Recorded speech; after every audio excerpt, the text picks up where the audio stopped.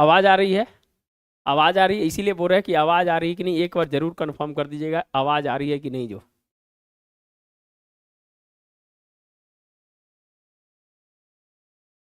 आवाज आ रही है कि नहीं, एक बार कंफर्म कीजिए जल्दी।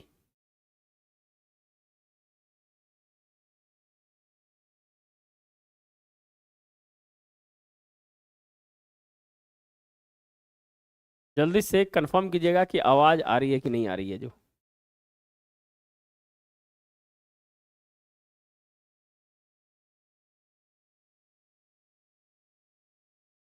हाँ, अब आ रही है आवाज। चलिए, तो बीपीएससी के लिए दोस्तों अब है जो समय, आप जान ही रहे हैं कि 13 दिसंबर को जो एग्जाम है, 13-12 बहुत इंपॉर्टेंट डेट है दोस्तों आप लोग के लिए।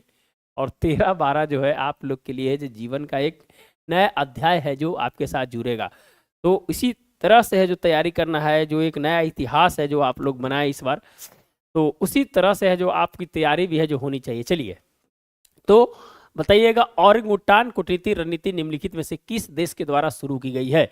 सभी लोगों का आंसर आ रहा था सी, आंसर आ रहा था, सभी लोगों का आंसर सी आ रहा था। बहुत बढ़िया, मलेशिया है जो दोस्तों है जो इसका सही आंसर है। चलिए, चीन की नीति कौन सी है? चीन की कौन सी नीति है? यह है जो दोस्तों जो डिप्लोमेसी का पार्ट है उसमें चीन की भी एक नीति है। चीन की कौन सी नीति है? जल्दी से बताइएगा, चीन की कौन सी नीति है? जल्दी से बताइएगा, चीन की कौन सी नीति है? इंडोनेशिया के अभी राष्ट्रपति है जो नया निर्वाचित हुए हैं, जल्दी से बता दीजिएगा कौन है जो राष्ट्रपति है इंडोनेशिया के, जल्दी से बताइएगा, जल्दी से कमेंट कीजिएगा। चीन की कौन सी नीति है? चलिए, मलेशिया तो सही आंसर हो गया आपका कि ओरंगुटान कूटनीति के तहत जहां जहां निर्यात करते हैं मलेशिया के लोग, जहां जहां जिस देश में निर्यात करते हैं उनके साथ है जो अब है जो ये बंदर है जो उनको है जो गिफ्ट में देते हैं दोस्तों की है जो इसकी प्रजाति है जो और है जो पूरे विश्व में है जो फैले। चलिए, चीन की कौन सी नीति है? साम्राज्यवादी चीन की नीति, यही नीति। अरे भैया, ये जो डिप्लोमेसी है जैसे है जो इसका ओरंगुटान है, तो चीन की कौन सी नीति है? चीन भी है जो वहां के अपने एक जानवर को है जो दोस्तों है जो डिप्लोमेसी के माध्यम से देता है। बताइएगा, वो नीति पूछ रहे हैं हम, समाजवादी नीति नहीं। वो तो कम्युनिस्ट है, वो कम्युनिस्ट है, मार्क्सवादी है, समाजवादी भी नहीं है। देखिए, गलत गलत आप जा रहे हैं सूरज जी। कम्युनिस्ट है वो भैया, मार्क्सवाद जिसको बोलते हैं, मार्क्सवादी नीति उसको बोलते हैं, ना कि समाजवादी नीति बोलते हैं। चलिए, जल्दी से बताइएगा आंसर। अरे, चीन की पांडा नीति है। वहां का वहां का एक जानवर है पांडा दोस्तों, वो है जो निर्यात में है जो वहां है जो लोगों के साथ है जो वहां देशों के साथ है जो उसको है जो देता है। तो चीन की पांडा नीति है, ये है जो ध्यान रखिएगा, ये है जो ध्यान रखिएगा। चलिए, इंडोनेशिया के राष्ट्रपति का नाम क्या है बताइएगा? अभी हाल फिलहाल में जीत के आए हैं, जल्दी से कमेंट कीजिएगा। इंडोनेशिया के राष्ट्रपति कौन है? इंडोनेशिया के राष्ट्रपति कौन है? एकदम है जो एक एंगल से नहीं छोड़ना है, क्वेश्चंस को एक एंगल से नहीं छोड़ना है, क्योंकि है जो इस बार है जो बहुत करीब फाइट है दोस्तों। सीटों की संख्या जिस प्रकार से है उस प्रकार से फाइट भी उतना ही है, इसीलिए है जो हल्के में नहीं लेना है किसी भी चीज को। जल्दी से बताइएगा। हाँ, अब आ गया पांडा नीति। चलिए, तो इंडोनेशिया के राष्ट्रपति का नाम क्या है? आंसर नहीं आ रहा है, थोड़ा सा क्वेश्चन घुमा।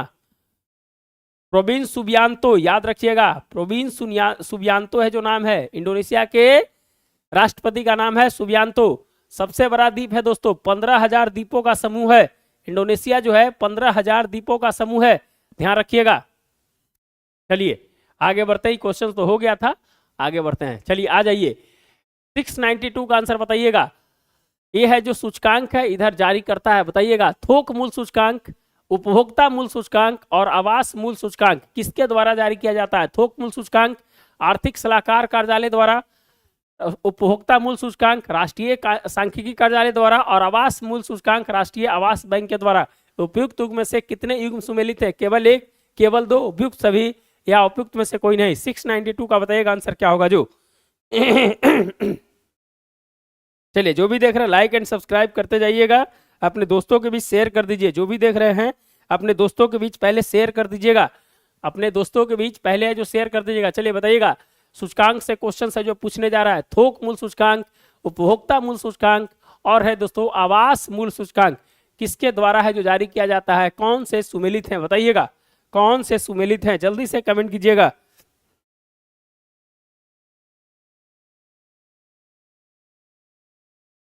जल्दी से कमेंट कीजिएगा।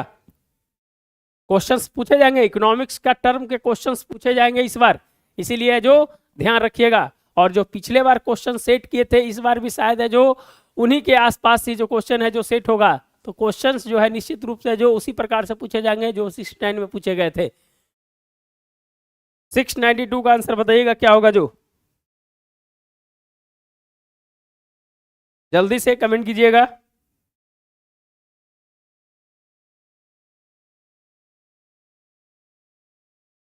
आंसर आना चाहिए।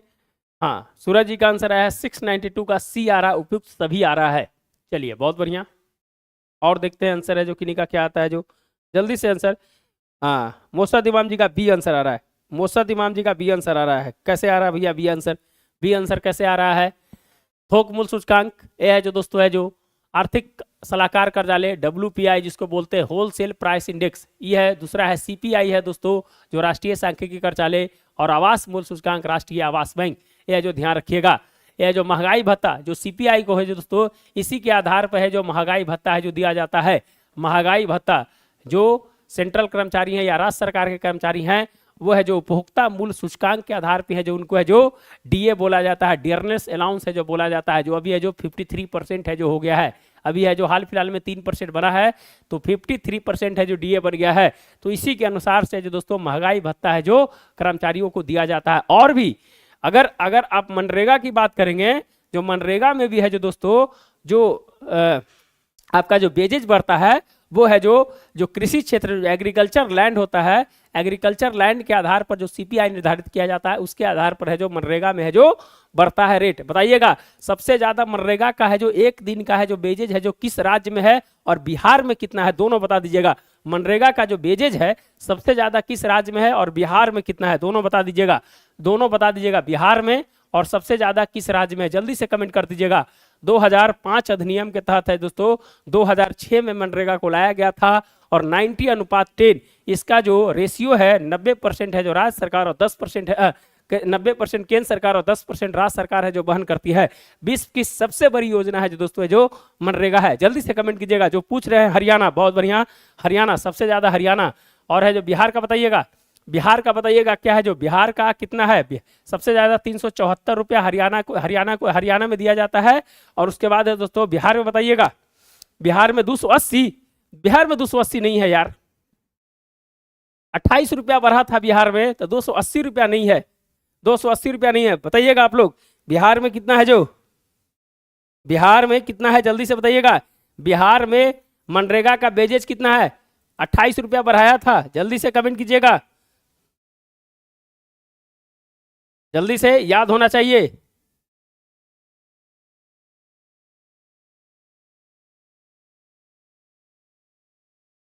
जल्दी से बताइएगा कितना है जो हो गया है। आंसर नहीं आ रहा है भैया। अरे भैया 228 रुपया, 228 रुपया है, 228 रुपया है। शायद 17 रुपया बढ़ाया था, कुछ है जो कुछ दिन पहले का डेटा है, यह है जो ज्यादा दिन का नहीं है, 5-6 महीना पहले का डेटा है जो 17 रुपया बढ़ाया था। अब है जो इधर बढ़ा है कि नहीं है मुझे मालूम नहीं है, लेकिन अभी वर्तमान में रेट जो है 228 रुपया है जो बेजेज है जो मिलता है। ध्यान रखिएगा, ध्यान रखिएगा इसको। क्लियर, क्लियर हो गया? जो भी देख रहे हैं लाइक एंड सब्सक्राइब कर दीजिएगा, जो भी देख रहे हैं लाइक एंड सब्सक्राइब जरूर कर दीजिएगा, जो भी देख रहे हैं लाइक एंड सब्सक्राइब।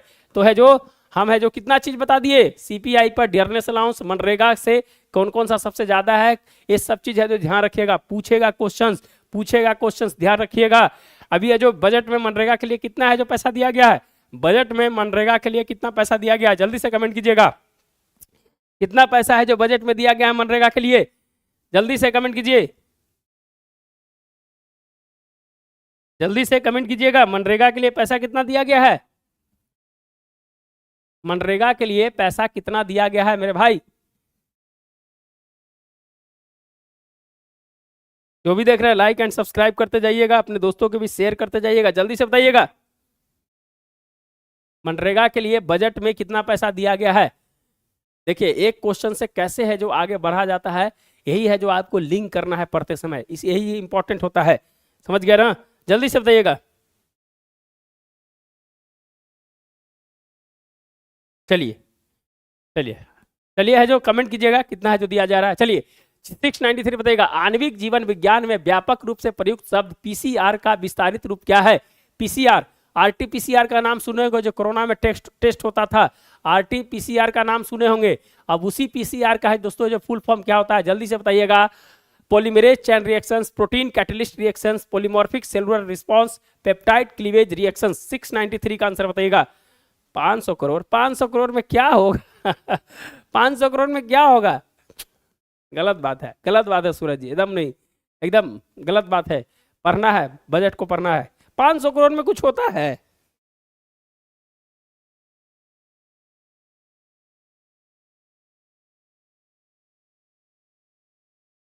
चलिए 86,000 करोड़ रुपया, 86,000 करोड़ रुपया, ध्यान रखिएगा।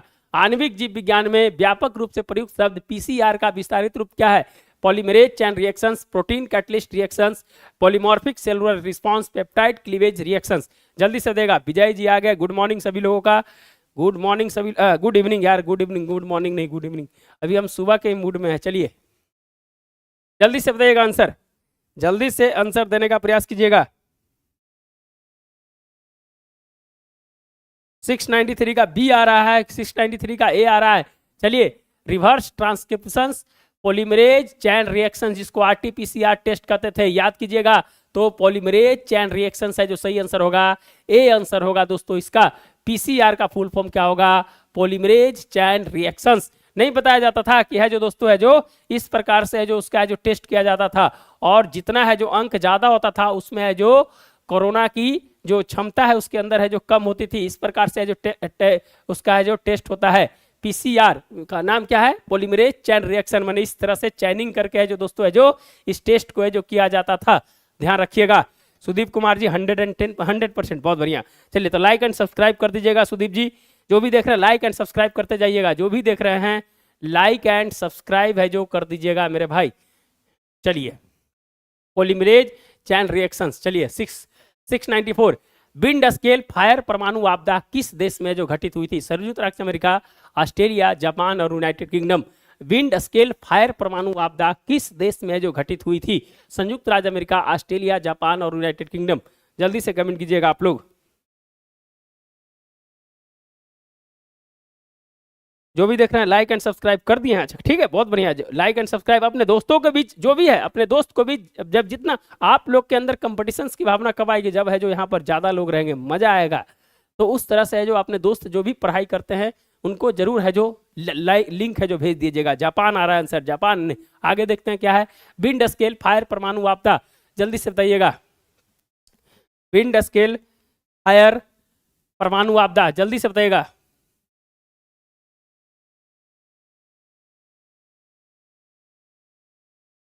जल्दी से कमेंट कीजिएगा, जल्दी से कमेंट आना चाहिए।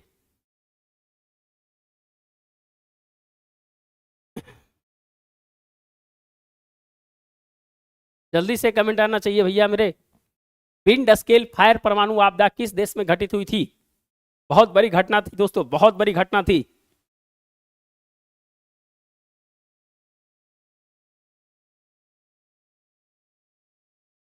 चलिए आंसर है जो आते रहना चाहिए।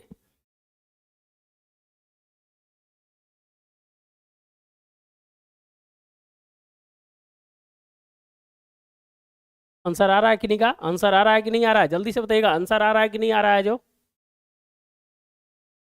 अभी तक आंसर है जो सिर्फ जापान आया है। और बताइए।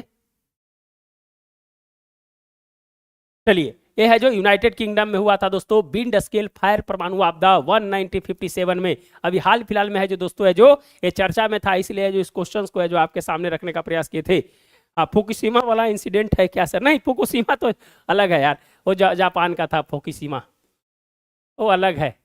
ये विंड स्केल है दोस्तों, यूनाइटेड किंगडम में हुआ था 1957 में। अभी हाल फिलहाल चर्चा में था दोस्तों।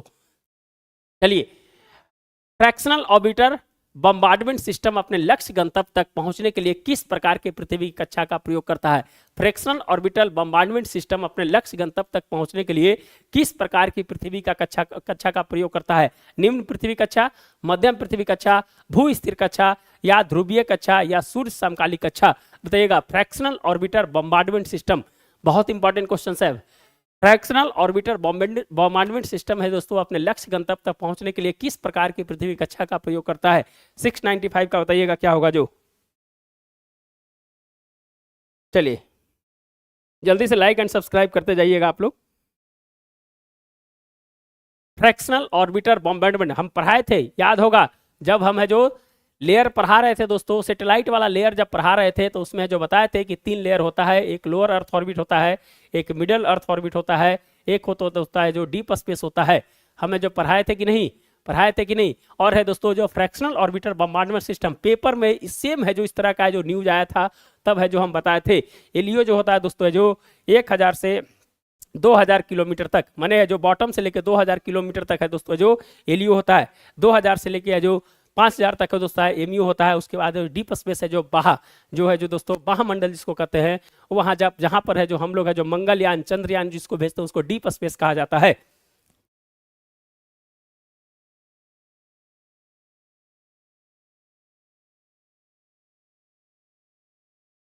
जल्दी से बताइएगा, फ्रैक्शनल ऑर्बिटल बम्बार्डमेंट सिस्टम अपने लक्ष्य गंतव्य तक पहुंचने के लिए किस प्रकार की पृथ्वी का कक्षा का उपयोग करता है?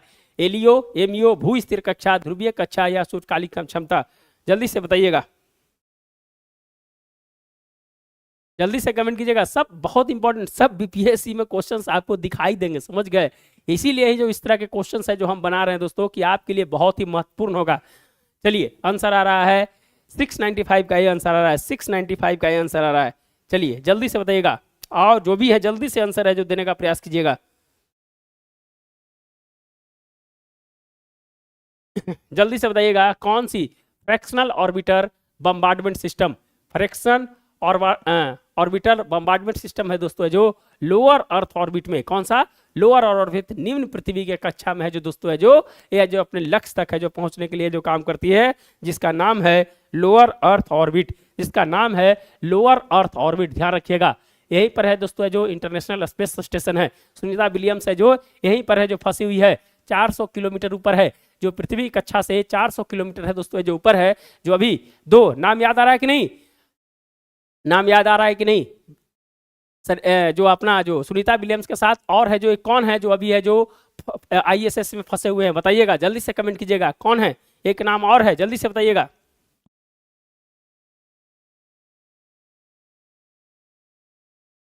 याद आ रहा है सूरज जी, याद आ रहा है कि नहीं बताइएगा, याद आ रहा है कि नहीं आ रहा है बताइएगा।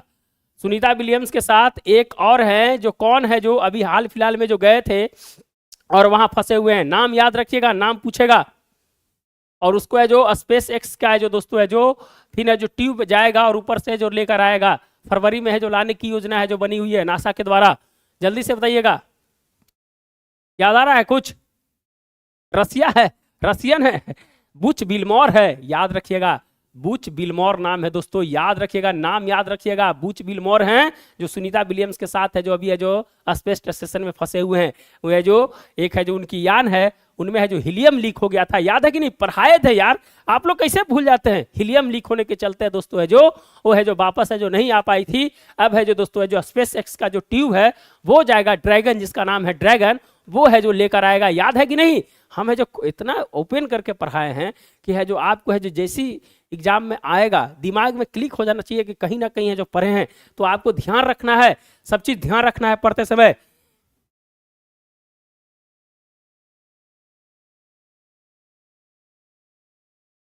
चलिए तो दोस्तों जो बूच बिलमोर है ध्यान रखिएगा। चलिए यहां तक हम लोग आ गए, आगे बढ़ते हैं। क्वेश्चन तो इतना जबरदस्त है यार कि आप लोग जब पढ़िएगा जब एग्जाम में डायरेक्ट टकराएगा क्वेश्चन। किसने कहा था कि अप्रैल 1919 में जालियांवाला बाग हत्याकांड वह निर्णायक क्षण था जब भारतीय ब्रिटिश शासन के खिलाफ हो गए थे? लॉर्ड विलियम हंटर, गुरु गुरु रविन्द्रनाथ टैगोर, एजेपी टेलर और WC एट्स? बताइएगा 696 का आंसर क्या होगा जो।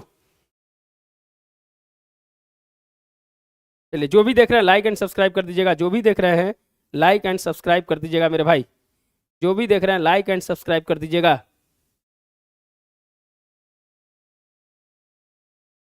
जल्दी से बताइएगा किसने कहा था कि अप्रैल 1919 में जालियांवाला बाग नरसंहार वह निर्णायक क्षण था जब भारतीय ब्रिटिश शासन के खिलाफ हो गए थे? Lord William Hunter, Guru Rabindranath Tagore, AJP Taylor, WB Yeats? जल्दी से बताइएगा।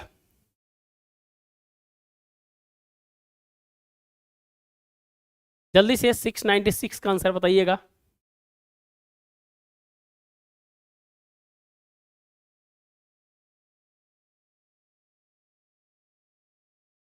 आंसर है जो आते रहना चाहिए आप लोग का।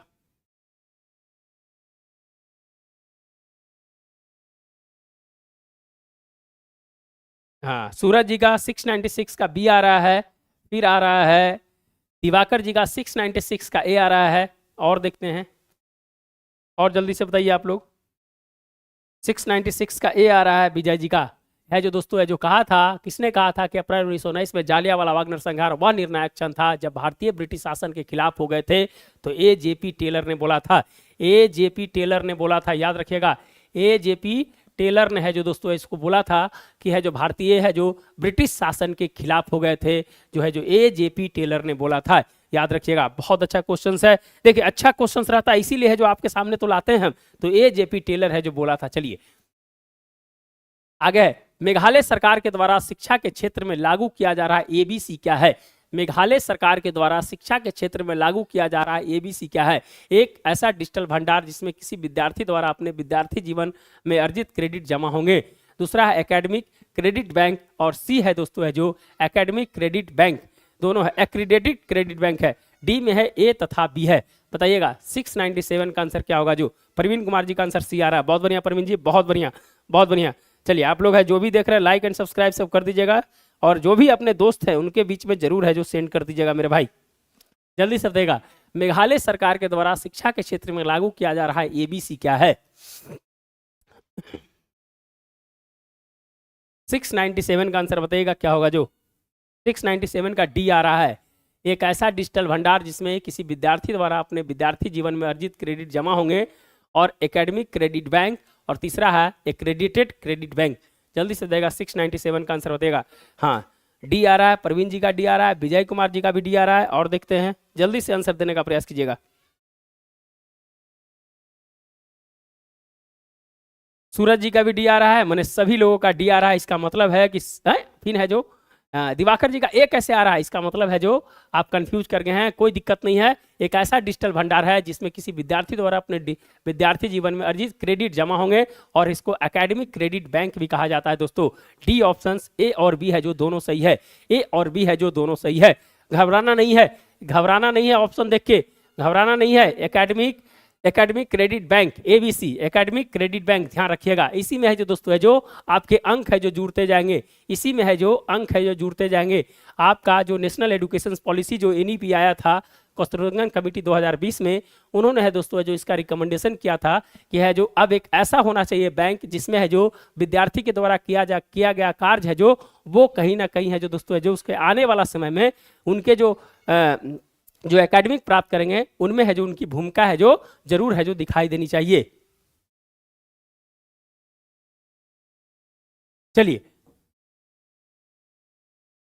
लोकसभा चुनाव 2024 के में दो प्रत्याशियों ने जेल में रहते हुए विजय हासिल किया। लोकसभा चुनाव 2024 में दो प्रत्याशियों ने जेल में रहते हुए विजय हासिल की। इस बारे में निम्नलिखित में से कौन सा कथन सही है? अभी है जो दोस्तों दो प्रत्याशी थे जो लोकसभा का चुनाव हुआ, तो दो प्रत्याशी है जो जेल में रहते हुए चुनाव जीते हैं। एक अमृतपाल सिंह है, याद कीजिएगा, एक अमृतपाल सिंह है जो है जो दोस्तों है जो चुनाव लड़े थे पंजाब से, उन्होंने है जो जीता, जो अभी असम के जेल में बंद हैं। चलिए तो इसके बारे में क्या कहा जा रहा है जो बताइए। जेल में बंद किसी व्यक्ति को लोकसभा सदस्य चुने जाने पर लोकसभा सदस्य के रूप में शपथ ग्रहण करने की संवैधानिक अधिकार है। दूसरा है जेल में बंद लोकसभा सदस्य लोकसभा में उपस्थित होकर उसकी कार्यवाही में भाग नहीं ले सकता है। तीसरा है जेल में बंद किसी लोकसभा सदस्य को लोकसभा की कार्यवाही में भाग लेने की अनुमति देने की शक्ति लोकसभा स्पीकर के पास है। निम्नलिखित में से कौन सा कथन सही है? केवल एक दो, केवल दो, एक दो तीन, या उपयुक्त में से कोई नहीं। बहुत भयानक क्वेश्चन और अच्छा क्वेश्चन है, जल्दी से बताइएगा आंसर क्या होगा। जो 698 का आंसर क्या होगा बताइएगा। अच्छा क्वेश्चन है कि नहीं बताइएगा, मन खुश हो जाएगा आंसर देख के। जल्दी से बताइएगा, जल्दी से कमेंट कीजिएगा, जो भी देख रहे हैं कमेंट जल्दी से कीजिएगा, लाइक एंड सब्सक्राइब भी करते जाइएगा, लाइक एंड सब्सक्राइब भी करते जाइएगा। बताइएगा आंसर इसका क्या होगा। जो 698 का सी आ रहा है, 698 का सी आ रहा है, दिवाकर जी का 698 का सी आ रहा है। जल्दी से बताइएगा आंसर आप लोग।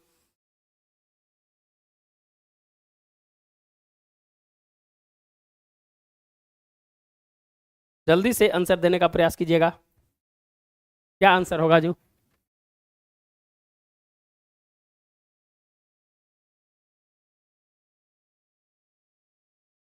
सिक्स 98 का बी आ रहा है, केवल 2 आ रहा है, और देखते हैं।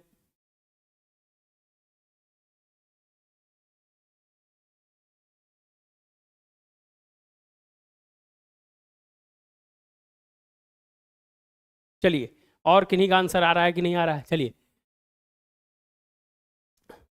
चलिए 698 का सी आ रहा है। चलिए पहला देख लेते हैं। पहला ऑप्शन है कि जेल में बंद किसी व्यक्ति को लोकसभा सदस्य चुने जाने पर लोकसभा सदस्य के रूप में शपथ ग्रहण करने की संवैधानिक अधिकार है। कोई दिक्कत नहीं है दोस्तों, जब तक वो कन्विक्टेड नहीं हो जाएगा वो है जो चुनाव लड़ने पर रोक नहीं लगा जा सकता। 2013 का लिली थॉमस केस याद रखिएगा, जिसमें अगर किसी व्यक्ति को अगर 2 वर्ष की सजा, 2 वर्ष से ऊपर की अगर सजा हो जाती है तो उसको है जो लोकसभा, विधानसभा या किसी भी तरह का चुनाव लड़ने पर है जो रोक लगा दिया जाता है। जिस प्रकार राहुल गांधी के केस में हुआ था कि सूरत के केस ने, सूरत के जो सिविल कोर्ट था उसने जो दोस्तों जो राहुल गांधी के 2 साल से ऊपर का है जो सजा दिया था, तो वापस अपील किए और उनका है जो रिस्टोर हुआ था, ध्यान रखिएगा।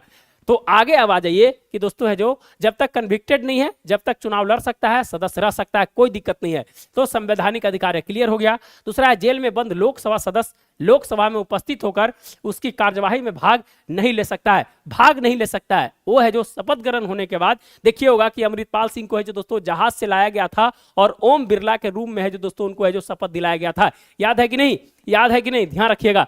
तो है दोस्तों दूसरा ऑप्शन भी है जो आपका है जो सही है।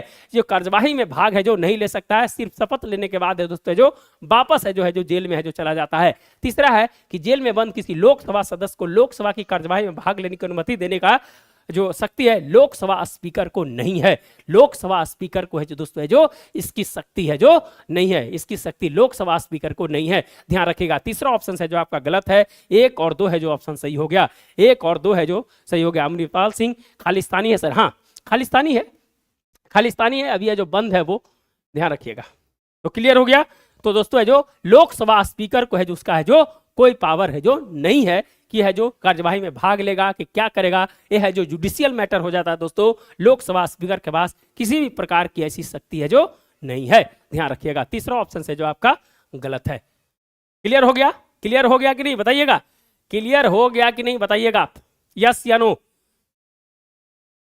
एक ऐसा डेमोक्रेसी है भैया, लोकतंत्र मूर्खों का शासन है, आप जानते हैं। चलिए आगे बढ़ें। जो भी देख रहे हैं लाइक एंड सब्सक्राइब कर दीजिएगा, जो भी देख रहे हैं लाइक एंड सब्सक्राइब कर दीजिएगा। जून 2024 में संपन्न विधानसभा के चुनाव में निम्नलिखित में से किस राज्य की विधानसभा के लिए जो चुनाव नहीं हुए थे? चुनाव नहीं हुए थे मेघालय, सिक्किम, अरुणाचल प्रदेश और उड़ीसा। जल्दी से बताइएगा 699 का आंसर क्या होगा जो?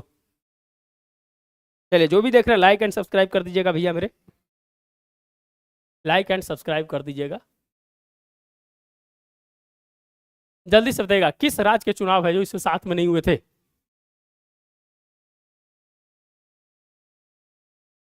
बहुत बढ़िया, 699 का है जो ए आंसर आ रहा है, मेघालय आ रहा है, मेघालय आ रहा है। जल्दी से बताइएगा आंसर। और विजय कुमार जी का आंसर भी आ रहा है, दिवाकर जी का भी आंसर ये आ रहा है। और बताइए जल्दी से बताइएगा आंसर क्या है जो? चलिए बहुत बढ़िया, जल्दी से आंसर आते रहने चाहिए। बहुत बढ़िया, सभी लोगों का आंसर आ गया। मेघालय है जो दोस्तों, मेघालय में है जो दोस्तों जो चुनाव है जो इसमें नहीं हुआ था। किसके साथ हुआ था? चार जो राज्यों का चुनाव हुआ था, कौन सा राज्य था बता दीजिएगा। मेघालय की जगह कौन सा राज्य था? जल्दी से कमेंट कर दीजिएगा। मेघालय की जगह कौन सा राज्य था? जल्दी से कमेंट कीजिए। मेघालय के जगह कौन सा राज्य था? अभी आप उस लेवल पे नहीं पहुंचे हैं कि इंडिया की डेमोक्रेसी समझ में। अच्छा ठीक है चलिए ठीक है, कोई बात नहीं। चलिए जून 2024 में संपन्न विधानसभाओं के चुनाव में निम्नलिखित में से किस राज्य की विधानसभा के लिए चुनाव नहीं हुए थे? बता दीजिएगा। मेघालय की जगह कौन सा राज्य था? जम्मू कश्मीर। अरे सूरज जी, अरे भैया अभी जम्मू कश्मीर में चुनाव हुआ है, 10 दिन पहले जो वहां गवर्नमेंट बनी है, कहां बात करते। जम्मू कश्मीर में अभी चुनाव हुआ है, अब्दुल्ला साहब अभी है जो वहां का सीएम बने हैं, 90 सीटों पर चुनाव हुआ है वहां और हरियाणा के साथ। हम कितना बार पढ़ाए हैं, बार बार पूछते हैं कि कितना सीट है, कितना सीट है। आइए हम लोकसभा के बारे में पूछ रहे हैं। गलती है, ये गलती है सूरज जी। जल्दी से बताइएगा आंसर, बताइएगा कि कौन सा राज्य का हुआ था चुनाव। जल्दी से कमेंट कीजिएगा आप लोग।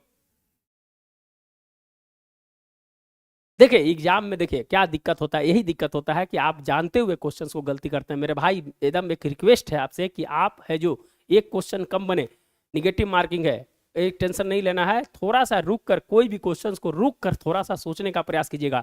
आप हम वादा करते हैं कि अगर थोड़ा सा रुक गए, आप हड़बड़ाए नहीं, तो आप 10 नंबर है जो ज्यादा लेकर आएंगे। अगर हड़बड़ा गए तो 10 माइनस कर लीजिए, 10 के बाद 3 और माइनस कर लीजिए, 13 नंबर है जो माइनस होगा आपका। इसीलिए कोई भी क्वेश्चंस को है जो कभी कभी क्या होता है ना कि सही पढ़ रहे हैं गलत देख रहे हैं, सही पढ़ रहे हैं गलत देख रहे हैं, मार दिए फटसुना, अफसोस आएगा। इसीलिए थोड़ा अस्थिर से भैया 100 नंबर ही लाना है, कौन सा पीटी है, 25,000 रिजल्ट देने वाला है, इस मौका को मत गंवाइए आप। तो थोड़ा सा सोच के आराम से है जो आंसर मारने का प्रयास कीजिएगा, थोड़ा सोच लीजिएगा। देखिए दिमाग क्या होता है ना कि जल्दी मारने के चक्कर में 1792 है कि 1799 है कि 1781 है, जल्दी से मार देते हैं। इसीलिए थोड़ा सा है जो वेट एंड वॉच करके मारना है। चलिए, हाँ अरुणाचल प्रदेश, बहुत बढ़िया, अरुणाचल प्रदेश, अरुणाचल प्रदेश है जो दोस्तों है जो सही आंसर है। चलिए क्लियर हो गया, आप लोग थोड़ा सा सोचने का प्रयास कीजिएगा। चलिए, अप्रैल जून 2024 में संपन्न राज्य विधानसभा के चुनाव के बाद राज्यों में बने मुख्यमंत्रियों के संदर्भ में निम्नलिखित में से कौन सा युग्म सही सुमेलित नहीं है? कौन सा सुमेलित नहीं है? सिक्किम पवन कुमार चामलिंग, अरुणाचल प्रदेश पेमा खांडू, ओडिशा मोहन मांझी, आंध्र प्रदेश एन चंद्रबाबू नायडू। 700 का आंसर बताइएगा क्या होगा? जो चंद्रबाबू नायडू, पवन कल्याण, जल्दी से बताइएगा, जल्दी से कमेंट कीजिएगा आप लोग।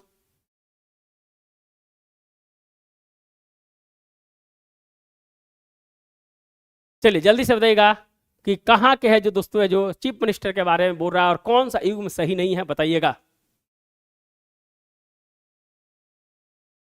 आंसर है जो बताइएगा, जल्दी से आंसर आना चाहिए आप लोग का। कौन सा है जो दोस्तों मुख्यमंत्री का सही चुनाव है जो उस राज्य के साथ नहीं है? A B C D answer बताइएगा।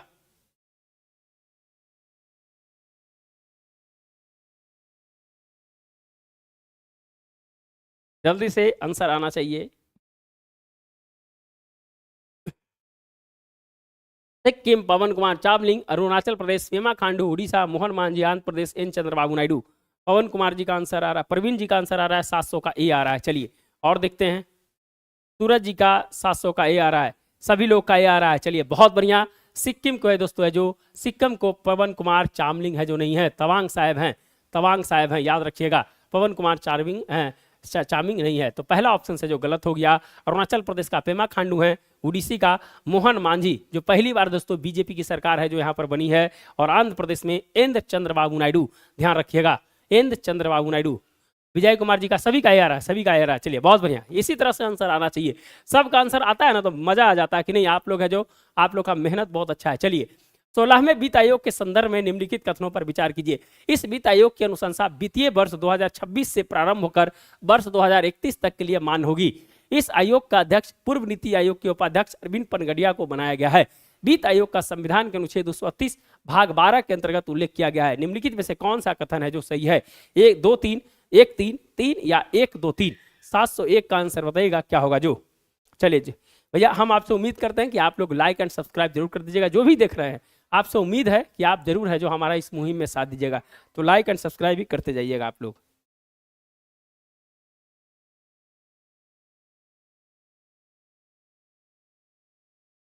बताइएगा 16वें वित्त आयोग के संदर्भ में निम्नलिखित कथनों पर विचार करें। 701 का आंसर क्या होगा? 701 का डी आ रहा है, 701 का डी आ रहा है। चलिए 701 का है जो डी आ रहा है, इसका मतलब है जो सभी लोगों का आंसर है जो दोस्तों है जो डी है। क्या सभी लोगों का डी आ रहा है? क्या देख लीजिए, हाँ सभी लोगों का डी आ रहा है, करीब करीब सभी लोगों का डी आ रहा है आंसर। चलिए तो 16वें वित्त आयोग 2026 से लेकर दोस्तों 2031 तक मान्य होगा। इस आयोग का अध्यक्ष पूर्व नीति आयोग के उपाध्यक्ष अरविंद पनगड़िया को बनाया गया है, और वित्त आयोग के संविधान के अनुच्छेद 280 में है जो उल्लेख है जो किया गया है। अब है जो दोस्तों है जो तीनों ऑप्शन है जो सही हैं आपके, 1 2 3 हैं। चलिए इसमें कितने अध्यक्ष और कितने है जो कितने अध्यक्ष और कितने सदस्य होते हैं, कितने अध्यक्ष और कितने सदस्य होते हैं बताइएगा, जल्दी से बताइएगा।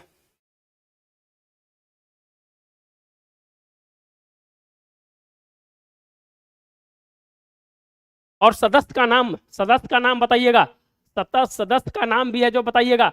सदस्य का नाम बताइएगा, क्योंकि क्वेश्चंस बीपीएससी ने सदस्य के नाम को पूछ चुका है, इसलिए बार बार है जो दोस्तों है जो हम है जो आपको कहते हैं कि सदस्य का नाम याद रखना चाहिए। इसका कोई फर्स्ट लेटर कुछ ना कुछ है दोस्तों जरूर बना के रखिएगा और बताइएगा। हाँ 1+4, बहुत बढ़िया, 1+4। चारों सदस्य का नाम क्या है? चारों सदस्य का नाम अगर जानते हैं तो है जो कुछ कोडिंग में है जो आप लिख दीजिए कि हम समझ जाएं, इसीलिए हम रटवा रहे हैं कि आपका एक क्वेश्चन यहां से फिक्स होगा दोस्तों, एक क्वेश्चन। और 15वें वित्त आयोग का जो रिपोर्ट्स है, 15वें फाइनेंस कमीशन का जो रिपोर्ट्स है जो दोस्तों है जो उसको जरूर पढ़ के जाइएगा। कितना परसेंट आय का अंतर में 45% दिया है, क्षेत्रफल में 15% दिया है जो जनसंख्या में है जो दोस्तों 15% दिया है, जनांकी में है जो दोस्तों 12.5% दिया है, जो टैक्सेस के बारे में उसमें 2.5% दिया है, तो उसको जरूर पढ़ के जाइएगा। आय का अंतर, ये सब चीजें है जो बहुत इंपॉर्टेंट है, पूछेगा। हम आपको है जो वादा करते हैं कि यहाँ से एक क्वेश्चन आने जा रहा है आपका। चलिए सर, बिहार में ड्राई पोर्ट क्या है? हाँ अभी है जो हाल फिलहाल में है जो तो गया है ना, अभी हाल फिलहाल में है जो रसिया और कहाँ है जो भेजा गया है। अजय नारायण जल्दी से देगा। एनी जॉर्ज, बहुत बढ़िया।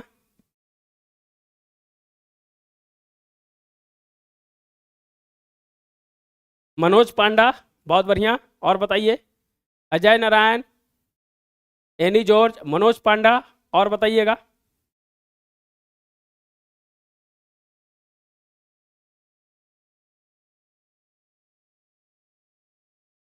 जल्दी से बताइए, आप लोग भी लिखिए, जो भी देख रहे हैं कमेंट में लिखिए, याद रहेगा, याद रहेगा एकदम। हम कर रहे हैं कि कमेंट में लिखिए। सचिव है जो ऋत्विक है, ऋत्विक पांडे है, याद रखिएगा जो सचिव है। और देखते हैं किन्हीं का क्या आ रहा है जो नहीं आ रहा है answer. Ajay Narayan, Annie George, Manoj Panda, एक कोई और है, एक कोई और है, बताइए, जरूर देख लीजिएगा इसको। और ऋत्विक जो पांडे हैं दोस्तों, इनके है जो सचिव बनाए गए हैं 16 फाइनेंस कमीशन के, ये है जो ध्यान रखिएगा।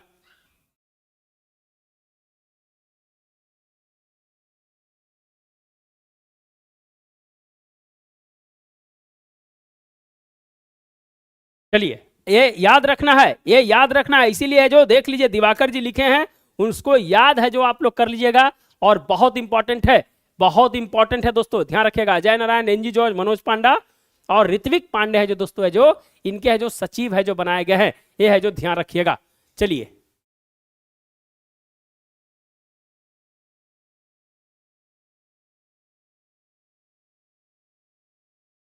भारत और विश्व स्तर पर महिलाओं की राजनीति भागीदारी और प्रतिनिधित्व की स्थिति के संदर्भ में निम्नलिखित कथनों पर विचार कीजिए।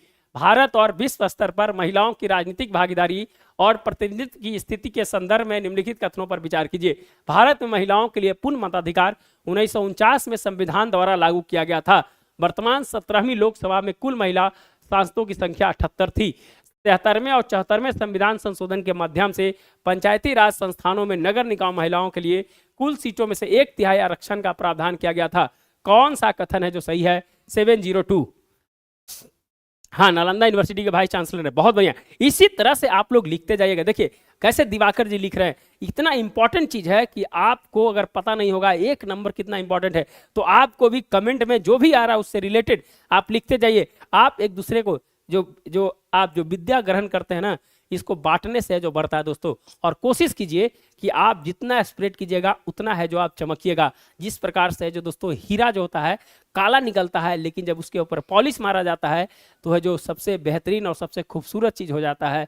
उसी प्रकार से जो दोस्तों आप अपने जो भी आपके पास जो अर्जित जो पूंजी है, ये पूंजी है आपके जो एसेट्स है, उस एसेट्स को है जो दोस्तों लोगों के बीच है जो आप है जो फैलाइए, और आप भी है जो दोस्तों है जो उसमें है जो और ज्यादा है जो सफल होंगे।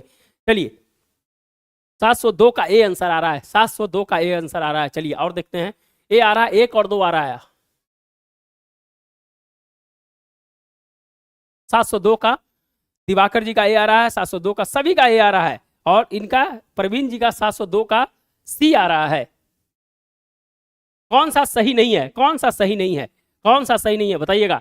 भारत में महिलाओं के लिए पूर्ण मताधिकार 1949 के संविधान द्वारा लागू किया गया, बहुत बढ़िया। वर्तमान 17वीं लोकसभा में कुल महिलाओं के सांसद के 78 है, 17वीं में 78 थी। 13वें और 74वें संविधान के माध्यम से पंचायती राज में 33% आरक्षण दिया गया था। तो इसमें गलत कहाँ है? इनमें से कोई नहीं होगा ना, इसमें गलत नहीं है, तीनों तो सही है। आप है जो कैसे आंसर दे रहे हैं 702 का? ये क्या दिक्कत क्या है? 1/3 आरक्षण नहीं मिला है, महिलाओं को 33%। बताइए बिहार में तो 50% हो गया। कहाँ गलत है आपको बताइए कि कौन सा है जो ऑप्शन गलत आपको लगा, बताइएगा कौन सा ऑप्शन गलत लगा आपको, बताइए जल्दी से, कौन सा ऑप्शन है जो गलत लगा आपको बताइए। क्या है कि 73-74 संशोधन में 33% महिलाओं को आरक्षण नहीं मिला है, तो गलत कहां पर है आप बताइए, जल्दी से बताइएगा गलत कहां है। हमें लगा 18वीं समझ गया, अच्छा कोई बात नहीं। हाँ ये हो सकता है कि यहाँ पर है जो आप 17 की जगह 78 पर होंगे, तो 78 में है जो दोस्तों 74 है जो महिलाओं है जो दोस्तों है जो चुन कर आई है 74। तो ये है जो ध्यान रखना है कि क्वेश्चंस को बढ़िया से पढ़ना है। तो 17वीं लोकसभा में 78 है, तो इसमें से कोई गलत नहीं है दोस्तों, इनमें से कोई नहीं आंसर होगा। क्लियर हो गया? सॉरी सर नोट नहीं देखे थे, ठीक है कोई बात नहीं। आप है जो आप अपने स्तर से समझिए, हम आपको प्रैक्टिस करवा रहे हैं कि आप है जो कहाँ कहाँ मिस्टेक कर सकते हैं।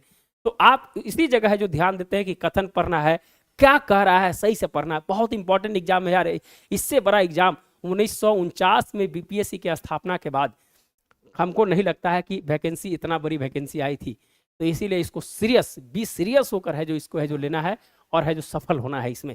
चलिए नहीं सर 18 लोकसभा में 74 ही, हाँ 18वीं में 74 है, 17 में तो 78 ही है, इसमें क्या दिक्कत कहाँ है, इसमें कोई दिक्कत नहीं है। 18 में 74 है, 17 में 78 है, ठीक है ठीक। एक मिनट हम थोड़ा पानी पी लेते हैं यार, थोड़ा पानी, ऑफिस से आए हैं और लग गए हैं आप लोग के भी, थोड़ा सा हम पानी पी लेते हैं। 1 मिनट वेट कर लीजिएगा आप लोग, 1 मिनट वेट कर लीजिएगा, खाली पानी पी लेते हैं।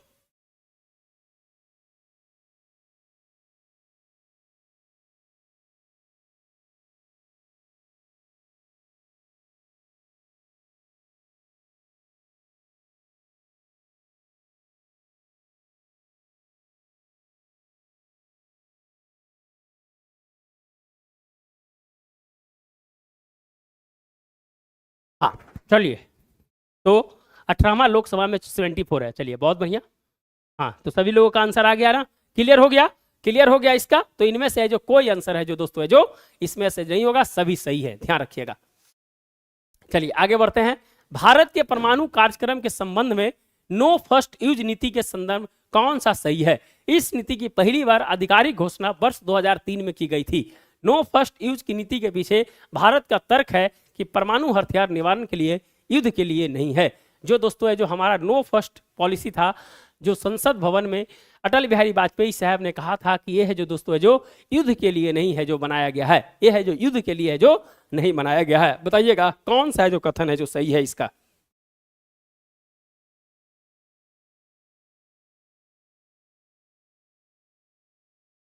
जल्दी से कमेंट कीजिएगा। भारत के परमाणु कार्यक्रम के संदर्भ में नो फर्स्ट यूज नीति के संबंध में कौन सा कथन सही है, जल्दी से बताइएगा। जो भी देख रहे हैं लाइक एंड सब्सक्राइब जल्दी से कर दीजिएगा, जो भी देख रहे हैं लाइक एंड सब्सक्राइब जल्दी से कर दीजिएगा। 703 का सी आ रहा है, 703 का सी आ रहा है।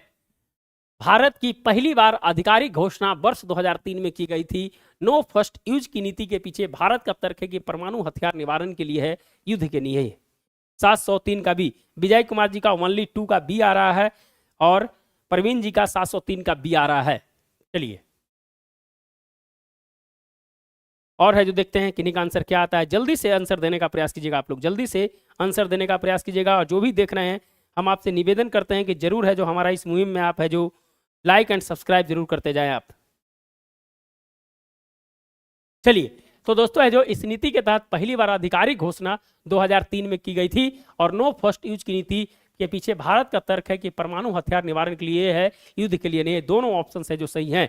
2003 में अटल बिहारी वाजपेयी जी की जो सरकार थी दोस्तों, उन्होंने है जो दोस्तों है जो पहली बार भारत को विश्व पटल पर है जो परमाणु नीति की घोषणा है जो भारत ने जो किया था। और है जो 1974 में हमारा पहला परीक्षण किया गया था और 1998 में हमारा दूसरा परीक्षण है जो किया गया था। प्रोजेक्ट बुद्धा, याद कीजिएगा प्रोजेक्ट स्माइलिंग बुद्धा था। और है जो प्रोजेक्ट शक्ति के तहत है जो दोस्तों जो परमाणु परीक्षण है जो किया गया था। याद है कि नहीं याद है? तो दोस्तों है जो हम है जो परमाणु हथियार है जो दोस्तों किसके लिए रखे हैं?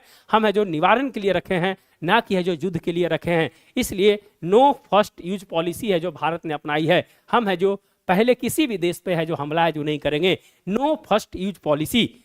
एपीजे अब्दुल कलाम, हाँ एपीजे अब्दुल कलाम, अटल बिहारी वाजपेयी, एपीजे अब्दुल कलाम, बहुत बढ़िया। चलिए क्लियर हो गया। 704 में आ जाइए। अंतरिक्ष पर्यटन के संदर्भ में निम्नलिखित कथनों पर विचार कीजिए। हाल ही में भारत के एक उद्यमी गोपी थोटाकुरा को स्पेस एक्स के NS-25 मिशन के लिए चालक दल के 6 सदस्यों में से एक के रूप में है जो चुना गया है। स्पेस एक्स के संस्थापक जेफ बेजोस हैं। अंतरिक्ष पर्यटन का आकार वर्ष 2032 तक बढ़कर 27,862 मिलियन डॉलर होने की उम्मीद है। निम्नलिखित में से कौन सा कथन है जो सही है? 1, 2, 2, 3, केवल 3 या इनमें से कोई नहीं? 704 का आंसर क्या होगा बताइएगा।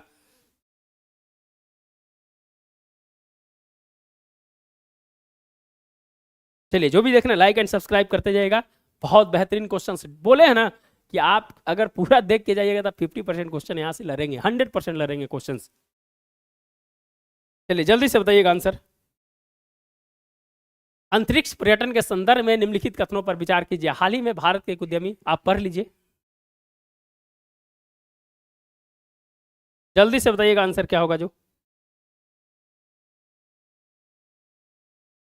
704 का बी आ रहा है, विजय कुमार जी का है। जो 704 का बी आ रहा है, 2 और 3 आ रहा है, 2 और 3 है जो आंसर आ रहा है।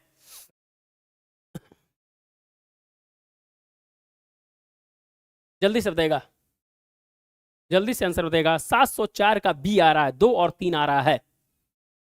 कौन सा कथन सही नहीं है? कौन सा कथन है जो सही नहीं है बताइएगा।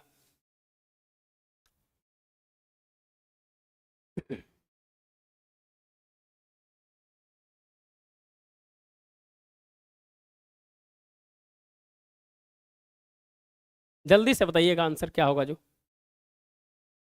दिवाकर जी का इशाक मैन, दिवाकर जी का इशाक मैन। 704 का ए आ रहा है, 704 का आ रहा है एलन मस्क। बहुत बढ़िया। देखिए हाल ही में भारत के एक उद्यमी गोपी थोटाकुरा जो आंध्र प्रदेश के हैं दोस्तों, वो है जो भारत के पहले है जो अंतरिक्ष पर्यटक बने हैं। तो पहला ऑप्शन सही हो गया। दूसरा है कि स्पेस एक्स के संस्थापक जेफ बेजोस नहीं है, एलन मस्क हैं।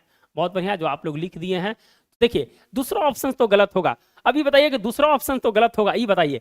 क्लियर? अच्छा कुछ ऑप्शंस को हम छांटने का आपको बताते हैं। इसमें से दूसरा तो गलत होगा, ये तो जान गए हैं। तो 2 ऑप्शन वाला तो सही होगा। पहला सही है, तो पहला सही है, पहला सही है तो ये ऑप्शन तो खत्म हो गया। ए ऑप्शन तो है जो दोस्तों है जो नहीं होगा, क्योंकि पहला मेरा सही है। 2 ऑप्शंस वाले होंगे जिसमें 2 होगा, तो दोस्तों है जो 2 और 3, 2 और 3 है जो दोस्तों है जो सही आंसर होगा। बी जिनका आ रहा है जो सही है। बी किनका आ रहा है? 704 का बी किन्हीं का आ रहा है? 704 का बी आ रहा है विजय जी का आ रहा है, प्रवीण जी का आ रहा है। देखिए छाटने का प्रयास कीजिएगा, छाटने का प्रयास कीजिएगा। ऑप्शंस को कैसे छाटा जाता है आप देख लीजिए कि एक वाला ऑप्शन तो होगा नहीं, क्योंकि एक वाला सही है। अब होगा तो 2 ही वाला, तो केवल 2 तो कहीं है नहीं, सी ऑप्शंस में नहीं है, तो यहां तो ये होगा नहीं, इनमें से कोई तो होगा ही नहीं। तो आपके पास ऑप्शंस क्या बच गया? ऑप्शंस आपका केवल बी बच गया है। क्योंकि है जो दोस्तों जो 2 नंबर है जो गलत है, जेफ बेजोस है जो नहीं होगा, है होगा कौन है? जो स्पेस एक्स के कौन है मालिक? एलन मस्क हैं। ये है जो ध्यान रखिएगा। तो ऑप्शन नंबर बी देखिए छाट दिए ना। तीसरे के बारे में हमें पता नहीं है कि क्या है, सही है कि गलत है, लेकिन दोस्तों ऑप्शंस के आधार पर है जो हमें आंसर मिला। आंसर है जो ऑप्शंस के आधार पर मिला। क्लियर हुआ? क्लियर हुआ मेरे दोस्त? क्लियर हुआ? यस या नो लिखिएगा और लाइक एंड सब्सक्राइब कर दीजिएगा। चलिए क्लियर हो गया। तो बी ऑप्शन है जो सही है, बी ऑप्शन है जो आपका सही है। चलिए आगे। निम्नलिखित में से आपदा रोधी बुनियादी ढांचे के लिए गठबंधन CDRI के बारे में कौन सा कथन सही है? भारत CDRI का सदस्य है। यह एक UN एजेंसी है। इसकी मुख्यालय पेरिस में है। इसकी शुरुआत G20 समिट 2023 में हुई। नीचे दिए गए विकल्प का सही उत्तर चयन कीजिए। केवल 1, 1, 2, 1, 3, 4 और 1, 2, 3, 4। ब्लू ऑरिजिन्स, हाँ ब्लू ऑरिजिन्स के हैं, ब्लू ऑरिजिन्स के हैं। चलिए जल्दी से कमेंट कीजिएगा। जो भी देख रहे हैं लाइक एंड सब्सक्राइब कर दीजिएगा मेरे भाई।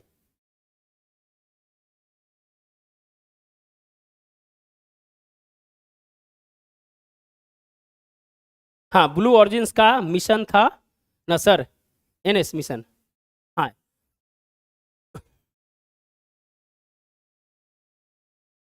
जल्दी से बताइएगा। 705 का डी आ रहा है, 705 का डी आ रहा है। भारत CDRI का सदस्य है। यह एक UN एजेंसी है। इसका मुख्यालय पेरिस में है। इसकी शुरुआत G20 समिट में हुई थी। कौन सा सही उत्तर है उसका चयन कीजिएगा 705 का।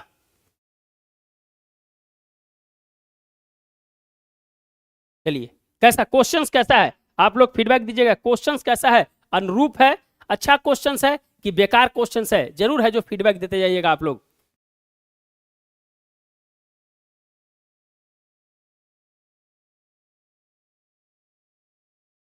705 का डी आ रहा है, 705 का डी आ रहा है। चलिए सभी लोगों का डी आ रहा है, सभी लोगों का डी आ रहा है। चलिए आ जाइए, अब है जो इसका देखते हैं, अब है जो इसका सही आंसर क्या होगा, अब है जो देखते हैं हम लोग। आ जाइए, चलिए पहला है दोस्तों, भारत सीडीआरआई का सदस्य है, ये क्लियर हो गया। ये यूएन एजेंसी नहीं है दोस्तों, ये है जो यूएन एजेंसी नहीं है, इसका मुख्यालय पेरिस में नहीं, नई दिल्ली में है। इसका मुख्यालय है जो नई दिल्ली में है, और है जो दोस्तों है जो 38 से 39 सदस्य है जो सीडीआरआई के अंदर में है। चलिए इसकी शुरुआत G20 समिट में है जो नहीं हुई थी 2019 में, एक है जो यूएसए में है जो एक सम्मेलन हुआ था दोस्तों, वहां पर है जो इसकी जो भारतीय प्रधानमंत्री के द्वारा है जो इसकी है जो अवधारणा रखी गई थी। तो केवल एक जो आंसर सही होगा, केवल एक है जो इसका है जो सही आंसर होगा। सभी लोगों का डी आ रहा था, सी आ रहा था। चलिए ध्यान से रखने का प्रयास कीजिएगा, इसी तरह के क्वेश्चंस पूछे जाएंगे मेरे दोस्त, इसी तरह के क्वेश्चंस है जो आपको पूछे जाएंगे, ध्यान रखिएगा। चलिए तो केवल एक है जो ऑप्शन है जो सही है दोस्तों, केवल एक है जो ऑप्शन है जो सही है।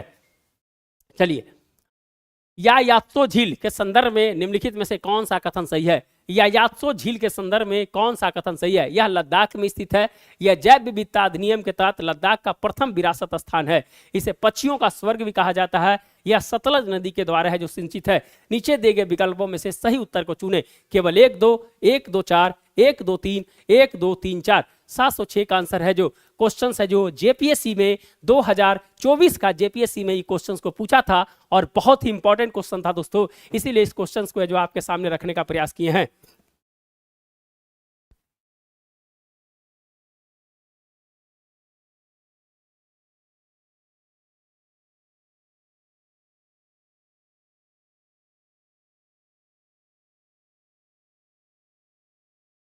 जल्दी से बताइएगा 706 का आंसर क्या होगा, जो 706 का आंसर क्या होगा बताइएगा।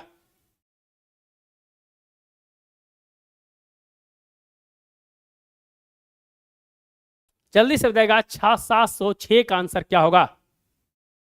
या तो झील के संदर्भ में निम्नलिखित में से कौन सा कथन सही है बताइएगा। 706 का आंसर क्या होगा, जल्दी से कमेंट कीजिएगा आप लोग। 706 का सी, बहुत बढ़िया, सभी लोगों का आंसर आ रहा है। चलिए देखिए, सबसे पहले तो दोस्तों है जो अब है जो यहाँ पर है जो झील है, तो ऐसा है कि लद्दाख के बारे में करा है तो सतलज नदी का है जो कंसेप्ट ही खत्म हो जाता है। तो 4 वाले ऑप्शंस खत्म हो गए, 4 वाले खत्म हो गए, 4 वाले खत्म हो गए। अब आ जाइए, यह लद्दाख में स्थित है, सही है। जैव विविधता अधिनियम के तहत लद्दाख का प्रथम विरासत स्थान है, यह है जो सही है दोस्तों। इसे पक्षियों का स्वर्ग भी कहा जाता है।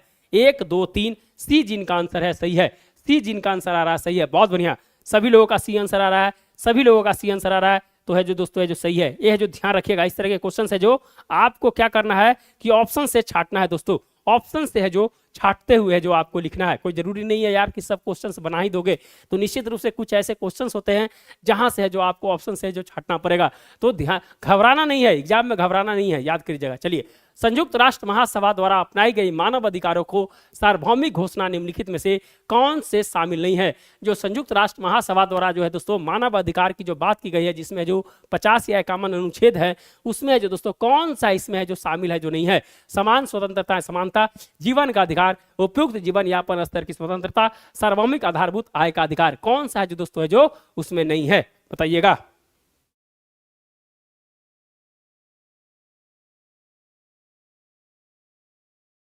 चलिए, जो भी देख रहे हैं लाइक एंड सब्सक्राइब कर दीजिएगा, हम आपसे उम्मीद करते हैं कि जरूर है जो दोस्तों को भी जरूर शेयर कर दें, और है जो आप लाइक एंड सब्सक्राइब कर देंगे।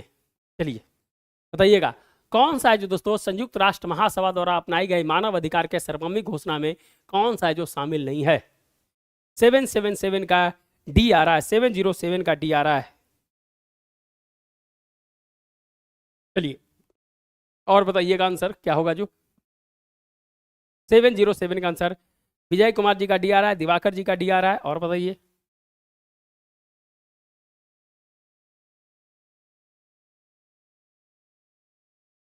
जल्दी से बताइएगा आंसर है जो क्या होगा। सभी लोगों का डी आ रहा है।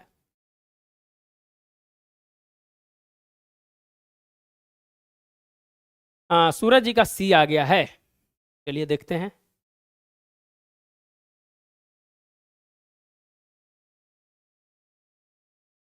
चलिए, तो दोस्तों है जो सार्वभौमिक आधारभूत आय, बेसिक इनकम जो है दोस्तों, ये है जो कोई अधिकार है जो नहीं है, ये है जो कोई अधिकार है दोस्तों जो मानव अधिकार में जो संयुक्त राष्ट्र के द्वारा है जो दिया गया जो नहीं है। डी ऑप्शन सही है दोस्तों जो सार्वभौमिक आधारभूत आय का अधिकार है दोस्तों जो मानव अधिकार के सार्वभौमिक घोषणा पत्र में है जो दोस्तों नहीं है। डी जिनका आंसर है सही है, डी जिनका आंसर है जो सही है, डी जिनका आंसर आ रहा है जो सही है। चलिए बहुत बढ़िया। चलिए निम्नलिखित में से कौन सा कथन खराई ऊंट के संबंध में सही है? खराई ऊंट, ध्यान रखिएगा, यह लद्दाख में पाए जाने वाला दुर्लभ ऊंट प्रजाति है। इनका नाम स्थानीय शब्द में खारा, जिसका अर्थ नमकीन होता है। तीसरा है अपनी चारागाह तक पहुंचने के लिए ये समुद्र में लंबी दूरी तक तैरते हैं। और चौथा है प्राचीन समय में इनका इस्तेमाल सिल्क रूट क्षेत्र में होता था। नीचे दिए गए विकल्प में से सही उत्तर को चुनिए। यह है जो खराई ऊंट, ये भी है जो क्वेश्चन पेपर में आया हुआ था दोस्तों, याद कीजिएगा। तो है जो थोड़ा सा हिंट्स देंगे, अगर देखते हैं अगर आंसर आ जाता है तो ठीक है, नहीं तो थोड़ा सा हिंट्स है जो देंगे तो आप लोग कर लीजिएगा। आंसर क्या रहा है सर? पीटी होने के बाद 4 मंथ में मेंस का प्रिपरेशन हो सकता है। एकदम हो जाएगा मेरे भाई, आप आइएगा। मेंस का बैच है जो चल रहा था, लेकिन है जो पीटी के चलते हम रोक दिए थे। और डेली दिवाकर जी हैं, सूरज जी हैं, मुर्शद इमाम जी हैं, सब है जो हमारे बैच से जुड़े हुए हैं। और है जो देखिएगा, आप लोग जुड़िएगा पीटी के बाद, आराम से जो टेंशन मत लीजिएगा, आराम से लिखवाएंगे आप। 708 का सी आ रहा है, 708 का है जो सी आ रहा है, 708 का सी आ रहा है, बताइएगा। और बताइएगा आंसर सी है, 1 और 4 आ रहा है ना सूरज जी का। चलिए और देखते हैं आंसर क्या आता है जो। चलिए जो भी देख रहे हैं लाइक एंड सब्सक्राइब कर दीजिएगा भाई, आपसे उम्मीद है कि आप जरूर है जो आप लोग हमको अगर जितना आगे तक ले जाना चाहते हैं ये आप लोग के ऊपर निर्भर है। तो आप जरूर है जो हमें है जो आप सेवा करने का मौका दें। बहुत जबरदस्त है जो मेंस की पढ़ाई होगी, टेंशन मत लीजिएगा। चलिए बी आ रहा है, 2 और 3 आ रहा है, 2 और 3 आ रहा है।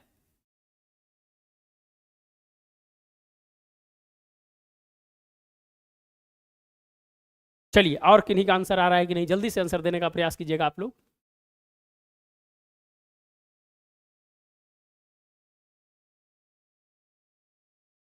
जल्दी से आप लोग आंसर देने का प्रयास कीजिए। चलिए पहला आ गया कि देखिए खराई ऊंट, हम आपको बताए थे बन्नी घास का जब मैदान पढ़ा रहे थे दोस्तों, जहां पर है जो किसको चीता को शिफ्ट करने की बात हो रही थी, वहीं पर है जो उसी दिन ऊंट के बारे में हम पढ़ाए थे। खराई ऊंट ये लद्दाख में नहीं पाया जाता है दोस्तों, ये है जो गुजरात के कक्ष में पाया जाता है। याद कीजिएगा उसी दिन है जो इसकी भी चर्चा किए थे हम। इसका नाम स्थानीय शब्द खारा है, जिसका अर्थ होता है नमकीन। दूसरा ऑप्शन सही है, अपनी चारागाह तक पहुंचने के लिए समुद्र में लंबी दूरी तक तैर सकते हैं। तीसरा सही है। और है जो दोस्तों है जो ये है जो इनका इस्तेमाल सिल्क रूट में है जो नहीं किया जाता था। 2 और 3 जिनका आंसर है सही है, 2 और 3 जिनका आंसर है। किनका आ रहा है? बी किनका आ रहा है? दिवाकर जी का बी आया है, बहुत बढ़िया। बी जिनका आया है दोस्तों वो है जो सही है। देखिए कितना महत्वपूर्ण क्वेश्चन है, यही है जो क्वेश्चन है जो पूछे जाएंगे दोस्तों। कहिएगा कहां से पढ़े थे पेपर में, जिस बन्नी घास का मैदान हम पढ़ा रहे थे, बन्नी ग्रासलैंड, उसी दिन बताए थे सूरज जी, याद कीजिएगा। जिस दिन चीता के ट्रांसफर करने की बात है जो कुन्नों से की जा रही थी कि यहाँ पर किया जाएगा और गांधी सागर दोनों जगह किया जाएगा। तो बन्नी घास के मैदान में है दोस्तों है जो ये है जो आपका खराई ऊंट भी है जो पाया जाता है। Clear sir? आपका कौन कोई आपस भी है कौन?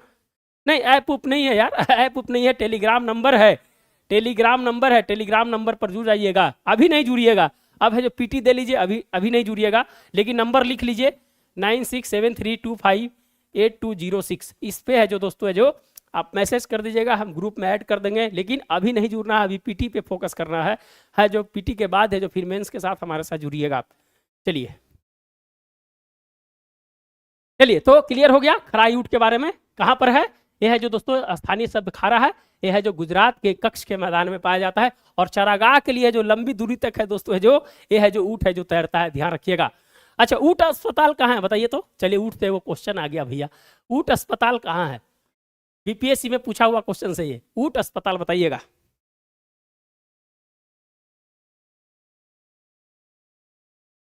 चलिए लाइक एंड सब्सक्राइब कर देगा। ऊंट अस्पताल कहाँ है जल्दी से बताइएगा। तो ऊंट अस्पताल है जो कहाँ है? ऊंट अस्पताल कहाँ है? एशिया का लार्जेस्ट ग्रासलैंड है। बहुत बढ़िया दिवाकर जी, बहुत बढ़िया। चलिए बताइएगा ऊंट अस्पताल कहाँ है? दुबई में। बहुत बढ़िया बहुत बढ़िया, दुबई में है, दुबई में है। चलिए सभी लोगों का आंसर आ रहा है। हाँ चलिए आगे बढ़ते हैं। गिन्नी गुणांक के संदर्भ में निम्नलिखित में से कौन सा कथन सही है? गिन्नी गुणांक, पहला है यह समाज के आय की असमानता के स्तर को मापता है। दूसरा है गिन्नी गुणांक जितना अधिक होगा असमानता उतनी कम होगी। यह लॉरेंज वक्र के प्रयोग से व्युत्पन्न किया जाता है। नीचे दिए गए विकल्प में से सही उत्तर को चुनिए। गिन्नी गुणांक के बारे में दोस्तों बताइएगा। दुबई, हाँ चलिए चलिए जो भी देख रहे हैं, हाँ दिवाकर जी दुबई है, सही है। चलिए बताइएगा गिन्नी गुणांक के बारे में बताइएगा आप। यह समाज में आय की असमानता के स्तर को मापता है। गिन्नी गुणांक जितना अधिक होगा असमानता उतनी कम होगी। यह लॉरेंज वक्र के प्रयोग से व्युत्पन्न किया जाता है। विकल्प का सही उत्तर का चयन कीजिए। 709 का बी आ रहा है, 709 का बी आ रहा है, 1 और 3 आ रहा है, 1 और 3 आ रहा है।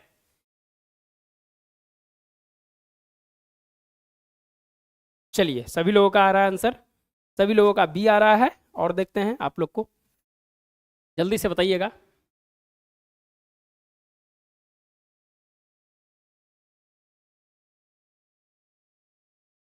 709 का भी, बहुत बढ़िया। 1 और 3, 1 और 3 यहीं पर है दोस्तों। गिन्नी गुणांक जितना अधिक होगा असमानता उतनी कम होगी, यही है, गलत है। दूसरा ऑप्शन है जो गलत होगा, दूसरा गलत हो जाएगा।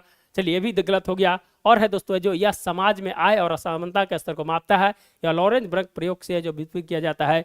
1 और 3 बी जिनका आंसर है जो सही है, बी जिनका आंसर आ रहा है जो सही है। सभी लोगों का बी आ रहा है, सभी लोगों का बी आंसर आ रहा है। चलिए आगे बढ़िए। निम्नलिखित में से किसने कहा था कि रैयतवारी एक ऐसी व्यवस्था है जो भारत में हमेशा से प्रचलित रही है? निम्नलिखित में से किसने कहा था कि रैयतवारी एक ऐसी व्यवस्था है जो भारत में हमेशा से प्रचलित रही है? जॉन सॉर, अलेक्जेंडर डफ, कप्तान कैप्टन रीड और थॉमस मुनरो। 710 का आंसर बताइएगा क्या होगा। जो सभी लोगों का भी आ रहा है, बहुत बढ़िया, सभी लोगों का भी आ रहा है, सही है।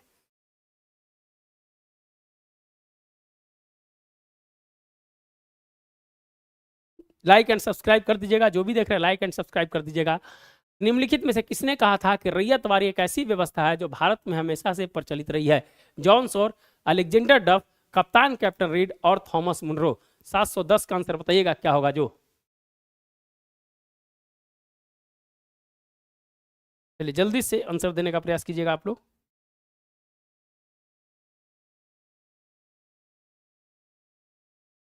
रैयतवारी, तीन चीज तो जानते हैं, अस्थाई बंदोबस्त था, रैयतवारी थी और महालवारी थी। आप जानते हैं, इसमें तो कोई दिक्कत ही नहीं है। सभी लोगों का सी आ रहा है।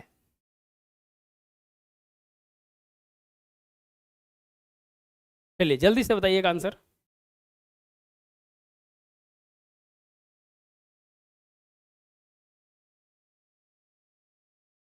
चलिए बहुत बढ़िया, दिवाकर जी का डी आ रहा है और थॉमस मुनरो है जो सही आंसर होगा। दोस्तों कहाँ है जो आप लोग है जो कप्तान अलेक्जेंडर डफ और कैप्टन रीड की तरफ है जो आप लोग है जा रहे थे, कहाँ है? 1820 में है जो दोस्तों है जो आप जानते हैं कि दोस्तों रैयतवारी व्यवस्था है जो लागू किया गया था, जो मद्रास का क्षेत्र था, जो बंगाल का क्षेत्र था, कुछ है जो दोस्तों है जो असम का भी क्षेत्र था उस समय।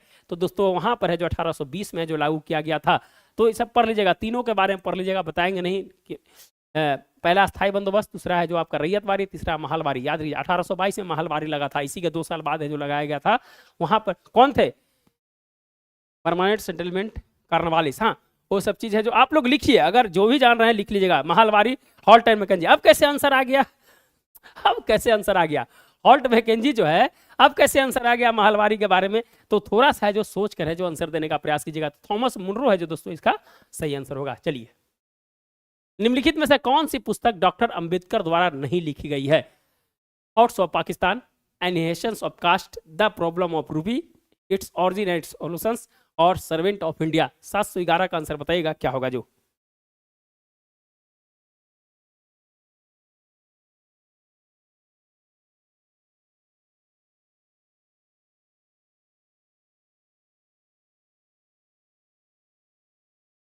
चलिए बताइएगा निम्नलिखित में से कौन सी पुस्तक डॉक्टर अंबेडकर द्वारा नहीं लिखी गई है? 711 का आंसर बताएगा। 711 का ए आ रहा है आंसर, 711 का ए आ रहा है। हाँ विजय कुमार जी का डी आ रहा है। सूरज जी का थॉट्स ऑफ पाकिस्तान आ रहा है। पाकिस्तान की सोच तो उन्होंने लिखा था सूरज जी। चलिए दूसरा ऑप्शन एक बार और बदलिए आप ऑप्शन को। चलिए आपको बता रहे हैं, एक बार और ऑप्शन बदलिए।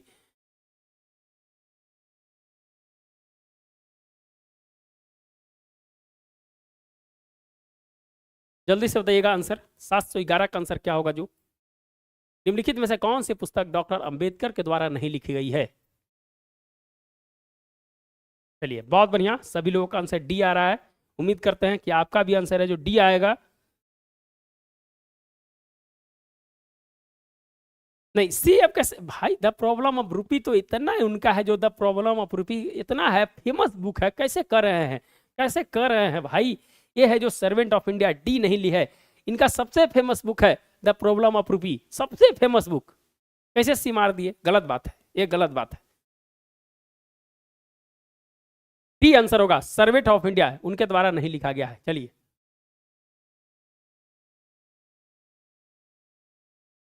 चलिए निम्नलिखित वाक्यों पर विचार करें। मुख्य भूमि भारत का अक्षांशीय और देशांतरीय विस्तार लगभग 30 डिग्री का है। गुजरात से अरुणाचल प्रदेश के बीच 2.5 घंटे का अंतर है। 82 डिग्री पूर्वी भारत की मानक देशांतर रेखाएं हैं। मानक देशांतर रेखाओं के समय को भारत के लिए मानक समय माना जाता है। निम्नलिखित विकल्पों में से सही उत्तर को चुने।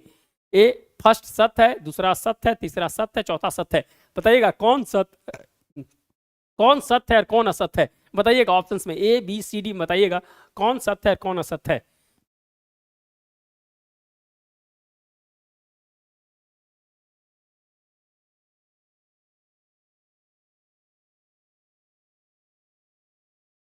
चलिए जो भी देख रहे हैं लाइक एंड सब्सक्राइब कर दीजिएगा। जल्दी से बताइएगा 712 का आंसर क्या होगा जो? जल्दी से कमेंट कीजिएगा 712 का आंसर क्या होगा। मुख्य भूमि भारत के अक्षांशीय और देशांतरीय विस्तार लगभग 30 डिग्री है। गुजरात से अरुणाचल प्रदेश के बीच 2.5 घंटे का अंतर है। 82 डिग्री भारत की मानक देशांतर रेखाएं हैं। मानक देशांतर रेखाओं के समय को भारत के लिए मानक समय माना जाता है। निम्नलिखित में से कौन सा है जो कथन है जो सही है, बताइएगा। 712 का बी आ रहा है, 712 का बी आ रहा है। चलिए सूरज जी का बी आया, मुर्शद इमाम जी का बी आया, और देखते हैं किन्हीं का बी आता है कि नहीं जो।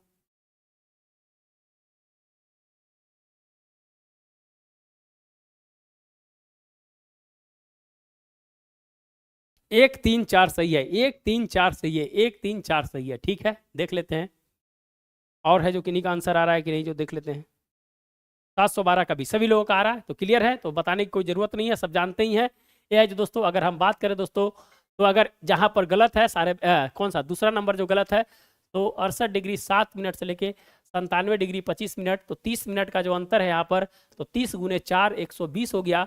तो है जो दोस्तों है जो कितना हो जाएगा, 2 घंटे का अंतर है, ना कि 2.5 घंटे का अंतर है। इसीलिए है जो दोस्तों है जो दूसरा ऑप्शन है जो आपका है जो गलत है, जो 2.5 घंटे का है। बाकी है जो दोस्तों 1 3 4, 1 3 4 सत्य कौन सा है, 1 3 4 सत्य है। बी ऑप्शन जिनका आ रहा है सही है, बी ऑप्शन जिनका आ रहा है जो सही है।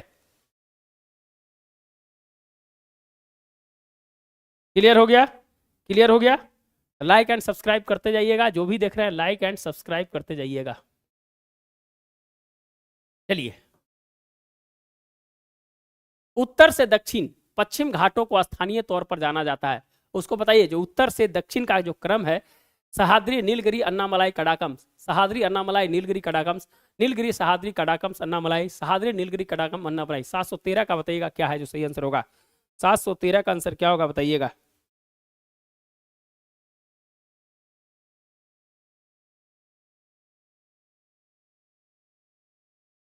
चलिए जो भी देख रहे हैं लाइक एंड सब्सक्राइब कर दीजिएगा मेरे भाई, जो भी देख रहे हैं लाइक एंड सब्सक्राइब जल्दी से कर दीजिएगा। उत्तर से दक्षिण के पश्चिम घाटों के स्थानीय तौर पर जाना जाता है, उसके बारे में बताना है। पश्चिम घाट के बारे में, किसके बारे में? आपको डिस्टर्ब हो रहा होगा।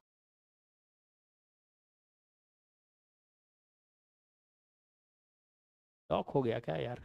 हाँ चलिए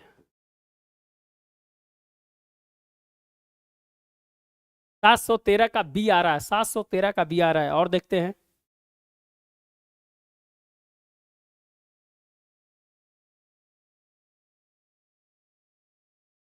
सभी लोगों का, दिवाकर जी का भी बी आया है। चलिए उत्तर से दक्षिण की ओर, उत्तर से दक्षिण की ओर सभी लोगों का बी आ रहा है। सहाद्री है, अन्नामलाई कैसे हो जाएगा? अन्नामलाई पहले होगा, गलत है कि नहीं? अरे भैया पहले सहाद्री, पहले है जो दोस्तों सहाद्री होगा, फिर है जो दोस्तों है जो आपका है जो नीलगिरी होगा, नीलगिरी होगा, फिर है जो अन्नामलाई होगा, सबसे लास्ट के दक्षिण में है दोस्तों कडाकम है, सबसे लास्ट में है जो दोस्तों है जो कडाकम है। कोई भी ऑप्शन होगा जहां पर कडाकम मिल्स होगा सबसे दक्षिण में, ध्यान रखिएगा। कहीं ऑप्शन था, ए है जो ऑप्शन था, लेकिन दोस्तों जो नीलगिरी पहले होगा, अन्नामलाई बाद में होगा। ए ऑप्शन सही होगा, ए ऑप्शन है जो सही होगा, ए ऑप्शन है जो सही होगा।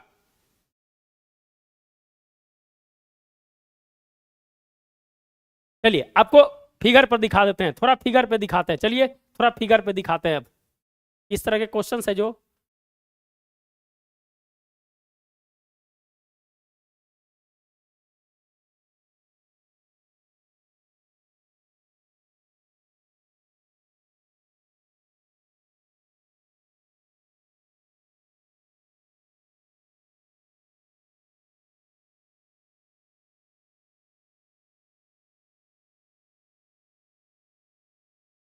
अच्छा इसमें है जो नहीं आएगा, नहीं आएगा, में है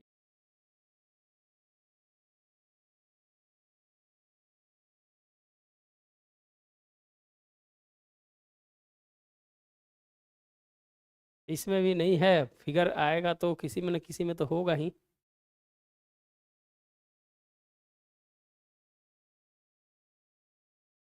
चलिए देखिए नीलगिरी, देखिए दोस्तों नीलगिरी कहां पर है, नीलगिरी है जो दोस्तों देखिए यहीं से पता चल जाएगा।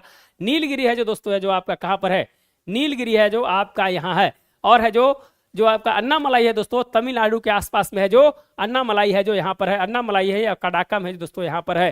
तो आप है जो देख सकते हैं जो सहाद्री है, फिर नीलगिरी है, फिर अन्नामलाई है, फिर कडाकम की पहाड़ी है। तो है जो ध्यान रख लीजिएगा, एक हो जरूर लास्ट में एग्जाम में जाते समय एक बार जरूर है जो सभी पीकों को देख लीजिएगा कहाँ पर का है। एक क्वेश्चन दो क्वेश्चन यहाँ जो पूछे जाएंगे, एक क्वेश्चन दो क्वेश्चन यहाँ से पूछे जाएंगे, ध्यान से। चलिए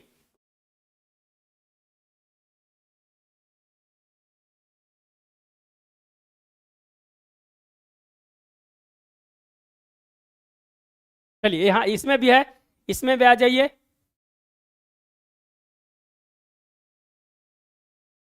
देखिए नीलगिरी अन्नामलाई, नीलगिरी हिल्स अन्नामलाई, देखिए नीलगिरी अन्नामलाई याद आ रहा है ना, देख लीजिए नीलगिरी अन्नामलाई, अन्नामलाई है जो नीचे है नीलगिरी से, ध्यान रखिएगा। Clear, western Ghat and eastern Ghat meeting point, हाँ नीलगिरी देख लीजिए ना आप, है जो देख लीजिए नीलगिरी यहाँ पर है और है जो अन्नामलाई यहाँ पर है, तो इसीलिए यहाँ से भी क्लियर है जो हो रहा है। चलिए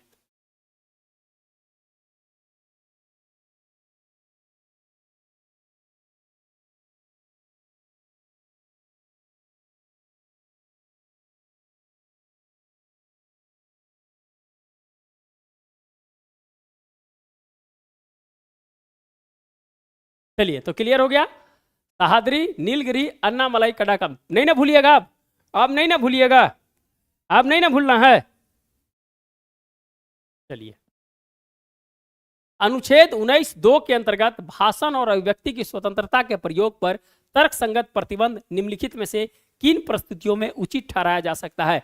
राज्य की सुरक्षा, मनमानी, राजद्रोह और है जो सार्वजनिक व्यवस्था। सही उत्तर का चयन है जो कीजिए, केवल 1 2 2 3 1 2 4 या उपयुक्त सभी। 714 का आंसर होगा, बताइएगा।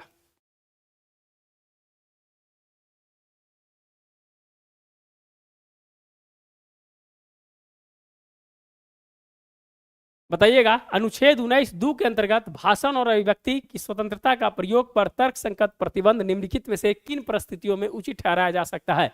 राज्य की सुरक्षा, मनमानी, राजद्रोह और सार्वजनिक व्यवस्था।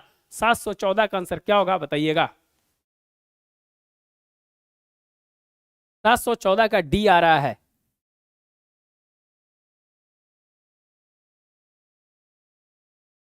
चलिए और बताइए,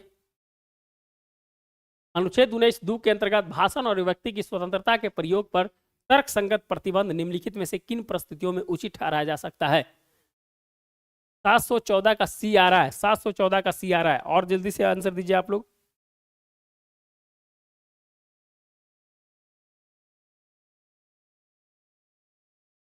चलिए बहुत बढ़िया, सूरज जी का आंसर जो आ रहा है जो सी आ रहा है। देखिए राजद्रोह को है दोस्तों सुप्रीम कोर्ट नहीं है जो दोस्तों है जो खत्म कर दिया है। धारा 124 में था जो आईपीसी में उसको राजद्रोह को है दोस्तों है जो असंवैधानिक है, जो राजद्रोह को है जो घोषित कर दिया है। तो 19(2) के तहत है जो जो अंतर्गत में आएगा राज्य की सुरक्षा, मनहानि, सार्वजनिक व्यवस्था। तो 1, 3, 4 जिनका आंसर है सही है, 1, 3, 4 जिनका आंसर है जो सही है, सी जिनका आंसर आ रहा है जो सही है, सी जिनका आंसर आ रहा है जो सही है।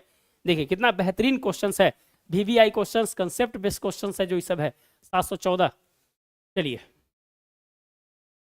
चलिए, किस समिति के रिपोर्ट ने भारत के अनुसूचित क्षेत्र में रहने वाले लोगों के लिए आदिवासी स्वशासन सुनिश्चित करने के संदर्भ में जो पेशा 1996 में किसके कौन सी समिति के सिफारिश पर जो दोस्तों जो लगाने का है जो मार्ग प्रशस्त हुआ था? अशोक मेहता समिति, जीवी के राव समिति, भूरिया समिति और है दोस्तों बलवंत राय मेहता समिति।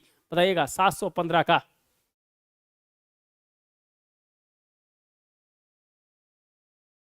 चलिए जो भी देख रहे हैं लाइक एंड सब्सक्राइब कर दीजिएगा, जो भी देख रहे हैं लाइक एंड सब्सक्राइब जरूर कर दीजिएगा मेरे भाई, जो भी देख रहे हैं लाइक एंड सब्सक्राइब जरूर कर दीजिएगा। चलिए, पेशा कानून है जो किसके अनुशंसा पर लगाई गई थी? जल्दी से कमेंट कीजिएगा। 715 का बी आ रहा है, जीवी के राव समिति आ रहा है, किन्हीं का भूरिया समिति आ रहा है, बताइएगा। 715 का सी भूरिया समिति है जो दोस्तों पेशा कानून के लिए नहीं था, वो है जो दोस्तों है जो अनुसूचित जाति की है जो उनकी है जो व्यवस्थाएं जो है उनकी देखभाल और है जो उनकी दशा के ऊपर है जो भूरिया समिति रिपोर्ट्स है जो आया था। सी ऑप्शन से नहीं होगा, सी ऑप्शन से जो नहीं होगा। चलिए, जी वी के राव समिति, जी वी के राव समिति के द्वारा है दोस्तों है जो पेशा कानून है जो पेशा कानून इसको लाया गया था दोस्तों। ये है जो स्वशासन सुनिश्चित करने के लिए पंचायत अनुसूचित क्षेत्रों में है जो पेशा कानून है जो लागू किया गया था। यह है जो मेंस का क्वेश्चन है, मेंस में इससे क्वेश्चन से जो पूछे जाते हैं, ध्यान रखिएगा।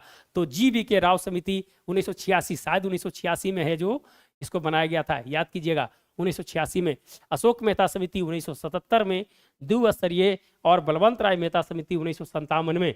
इसकी रिपोर्ट्स है जो दोस्तों है जो इसी साल दिसंबर 1958 में है जो सौंप दी गई थी, बलवंत राय मेहता समिति।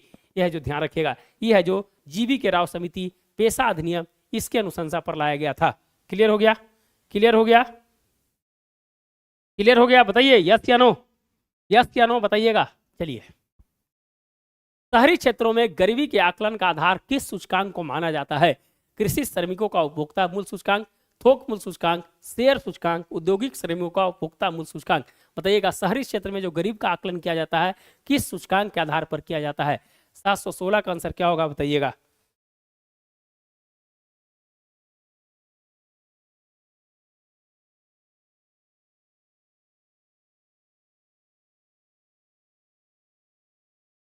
सात सौ सोलह का आंसर क्या होगा बताइएगा।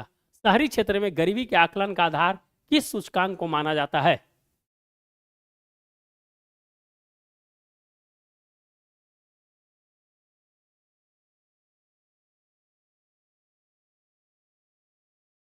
सात सौ सोलह का डी आ रहा है, 716 का डी आ रहा है आंसर। चलिए और देखते हैं क्या है जो आता है।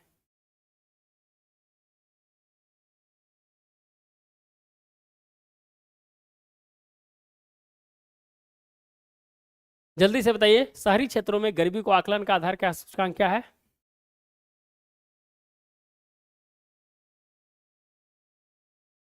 716 का बी आ रहा है, 716 का बी आ रहा है, नहीं 716 का है जो डी आंसर होगा। औद्योगिक श्रमिकों का उपभोक्ता मूल्य सूचकांक जो दोस्तों इंडस्ट्रियल के आधार पर जो है जो सीपीआई होता है उसके आधार पर मापा जाता है शहरी क्षेत्रों में गरीबी का आकलन, ध्यान रखिएगा। और यही बताए थे ना शुरू में जो क्वेश्चन था, कृषि श्रमिकों का उपभोक्ता मूल्य सूचकांक पे मनरेगा के जो बेजेज बढ़ते हैं इसी के आधार पर है दोस्तों जो उनकी बेजेज की है जो माप है जो की जाती है और बढ़ाया जाता है। क्लियर? चलिए, भारत में आर्थिक सुधार की प्रक्रिया कब शुरू की गई थी?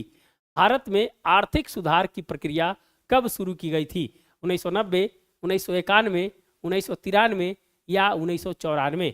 बताइएगा, भारत में आर्थिक सुधार की प्रक्रिया कब शुरू की गई थी? सिंपल क्वेश्चन एक है जो डालने का प्रयास किए थे आज हम।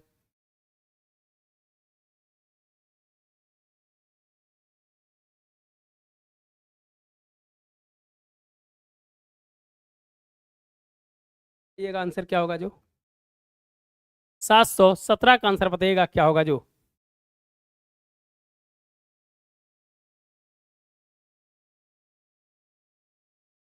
आर्थिक सुधार की प्रक्रिया कब शुरू की गई थी?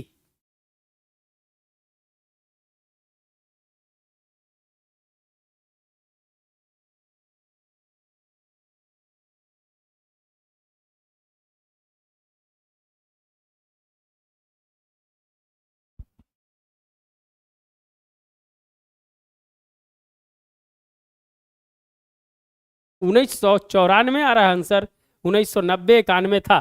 ठीक है ना, कोई दिक्कत क्या, ऐसा ही हम डाले थे। जो दोस्तों है जो इकोनॉमिक रिफॉर्म जो है दोस्तों है जो 1991 से ही स्टार्ट किया था। सिंपल क्वेश्चन था, आप काहे इधर उधर जा रहे हैं, 94 में, कोई 90 में, कोई 93 में, काहे जा रहे हैं? 1991 में है जो आर्थिक सुधार की प्रक्रिया। इसमें कौन सा है जो रॉकेट साइंस था भाई, जो कोई 94 आंसर दे रहे हैं, कोई 90 दे रहे हैं। सभी लोगों का बी आंसर आना चाहिए था इसमें। चलिए, सियाचिन ग्लेशियर के बारे में निम्नलिखित कथनों पर विचार कीजिए। सियाचिन ग्लेशियर के बारे में निम्नलिखित कथनों पर विचार कीजिए। सियाचिन ग्लेशियर दुनिया का दूसरा सबसे ऊंचा युद्ध क्षेत्र है। यह ध्रुवीय क्षेत्र के बाहर दुनिया का दूसरा सबसे लंबा ग्लेशियर है। भारत ने वर्ष 1982 में ऑपरेशन मेघदूत के तहत सभी प्रमुख दर्रों सहित पूरे सियाचिन ग्लेशियर का प्रशासन किया। नुब्रा नदी का उद्गम सियाचिन ग्लेशियर से नहीं होता है। निम्नलिखित में से कितने कथन है जो सही हैं, बताइएगा।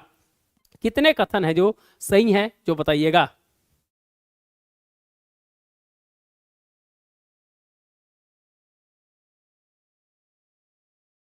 जल्दी से बताइएगा, 718 का आंसर क्या होगा।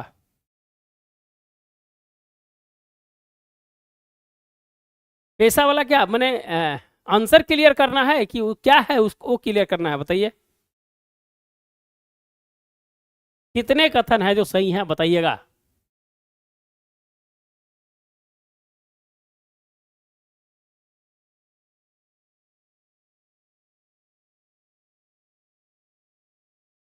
दो और तीन सही है, दो और तीन है जो सही है। क्या और देखते हैं।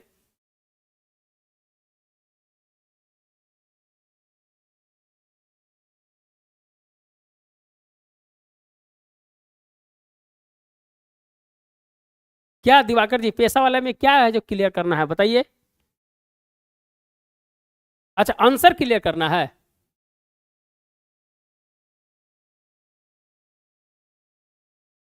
आंसर जीवी के राव समिति। इसमें इसमें दिक्कत है क्या? चलिए आपको है जो दिखा देते हैं, नेट पे दिखा देते हैं, थोड़ा रुक जाइए, क्लियर होना चाहिए।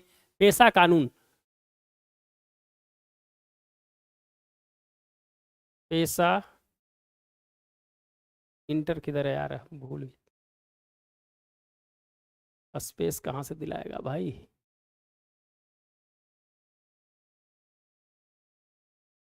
अच्छा चलिए, नहीं इतना ही से आ जाना चाहिए ना।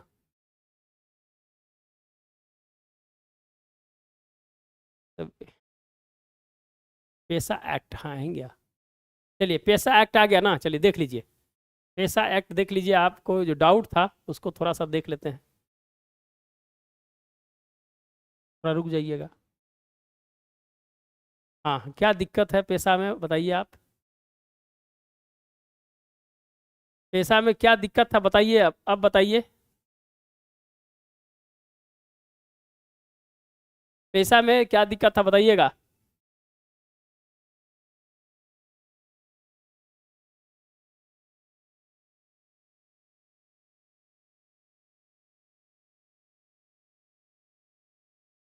गुड इवनिंग मिशन का मिशन जी। पैसा में दिक्कत क्या है बताइएगा। कोई अगर प्रॉब्लम है तो उसको लिखिए, तो भाई जल्दी से जो क्लियर करेंगे।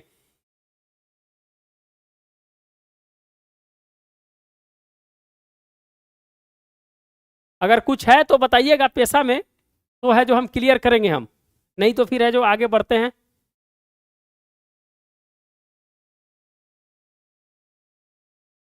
आंसर जीवी के राव होगा, जीवी के राव होगा, जीवी के राव होगा उसका।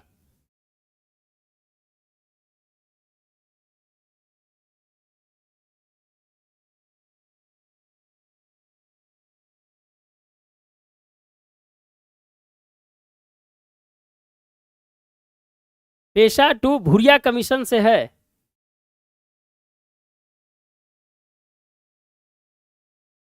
अच्छा देख लेते हैं भाई, अभी क्लियर कर लेते हैं एक भुरिया कमीशंस।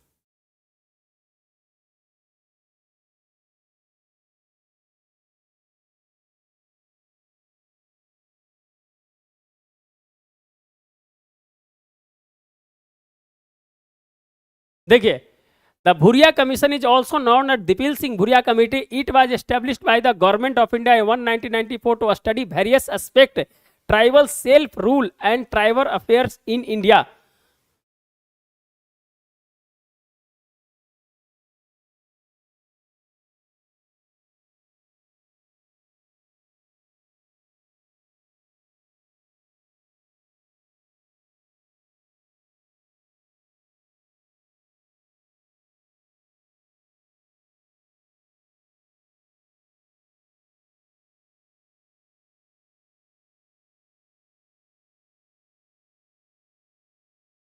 देखिए हम इसको देख लेंगे, लेकिन मुझे जहां तक है जो लग रहा है कि जो आदिवासी के जो रहन सहन, उनके स्टैंडर्ड ऑफ लिविंग के ऊपर है जो भूरिया कमीशन है जो आया था वो 1994 में। अब है जो देख लेंगे कि यह जो पेशा है जो ये भूरिया कमीशन के आधार पर लाया गया था कि नहीं, थोड़ा सा है जो इसको हम क्लियर कर लेंगे। समझ गए ना? अगर आपके पास कुछ नोट्स है तो आप है जो स्क्रीन शॉट डालकर डालिए। अगर आपके पास अगर कुछ है तो आप स्क्रीन शॉट है जो डाल दीजिएगा कमेंट बॉक्स में। अगर आपके पास है तो आप स्क्रीन शॉट डाल दीजिए। मुझे जहां तक लग रहा है कि यह जो भुरिया कमेटी की जो रिपोर्ट आई थी वो है जो आदिवासियों के स्टैंडर्ड ऑफ लिविंग के ऊपर है जो 1994 में रिपोर्ट्स को लाया गया था। एक बार देख लेंगे, क्लियर कर लेंगे हम। लेकिन है जो जहां तक मेरे को है जो भुरिया कमेटी पेशा है जो भुरिया कमेटी के आधार पर नहीं था। चलिए,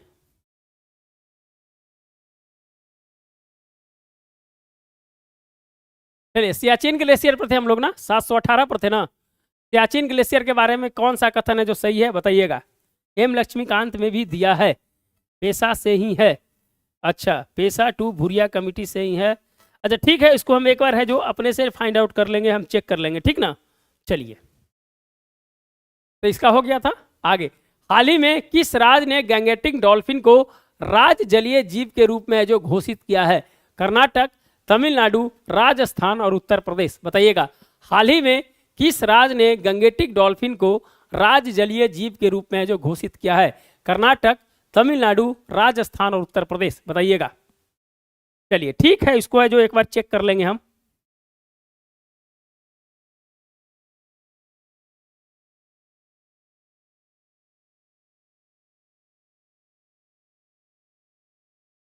चलिए बताइएगा, हाल ही में किस राज्य ने गैंगेटिक डॉल्फिन को राज जलीय जीव के रूप में जो घोषित किया? कर्नाटक, तमिलनाडु, राजस्थान और उत्तर प्रदेश। 719 का डी आ रहा है, 719 का डी आ रहा है, उत्तर प्रदेश। बहुत बढ़िया, उत्तर प्रदेश ने है जो दोस्तों। हाँ, इसकी नहीं आ रहा है आंसर की नहीं, बताइएगा।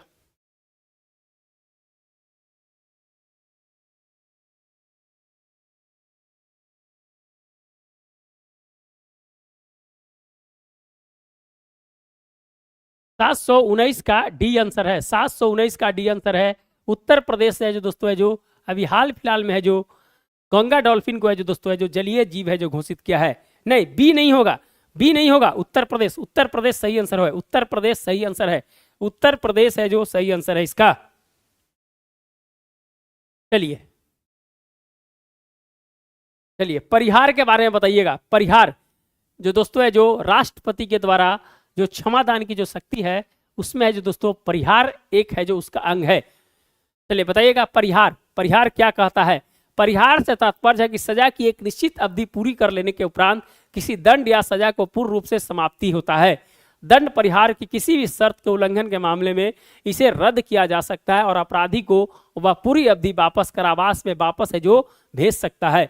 परिहार प्रणाली को जेल अधिनियम 1894 के तहत परिभाषित किया गया है, जो जेल में कैदियों को उनके व्यवहार का आकलन करने और उसके परिणाम स्वरूप सजा को कम करने के लिए जो विनियमित करता है। उपयुक्त में से कौन से कथन है जो सही हैं? 720 का बताइएगा।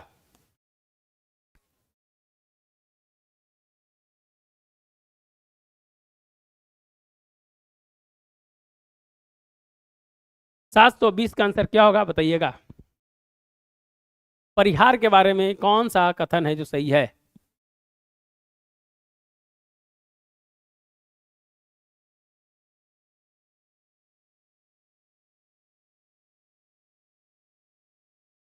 अच्छा चलिए ठीक है, तो उसको करेक्ट कर लीजिएगा कि भुरिया कमेटी अगर आप लोग है तो आप लोग देख लिए हैं तो आप उसको करेक्ट कर लीजिएगा, भुरिया कमेटी। हम भी है जो करेक्ट कर लेंगे उसको। चलिए बताइएगा 720 का आंसर क्या होगा, 720 का आंसर है जो क्या होगा बताइएगा। 720 का आंसर बी आ रहा है, 720 का बी आ रहा है।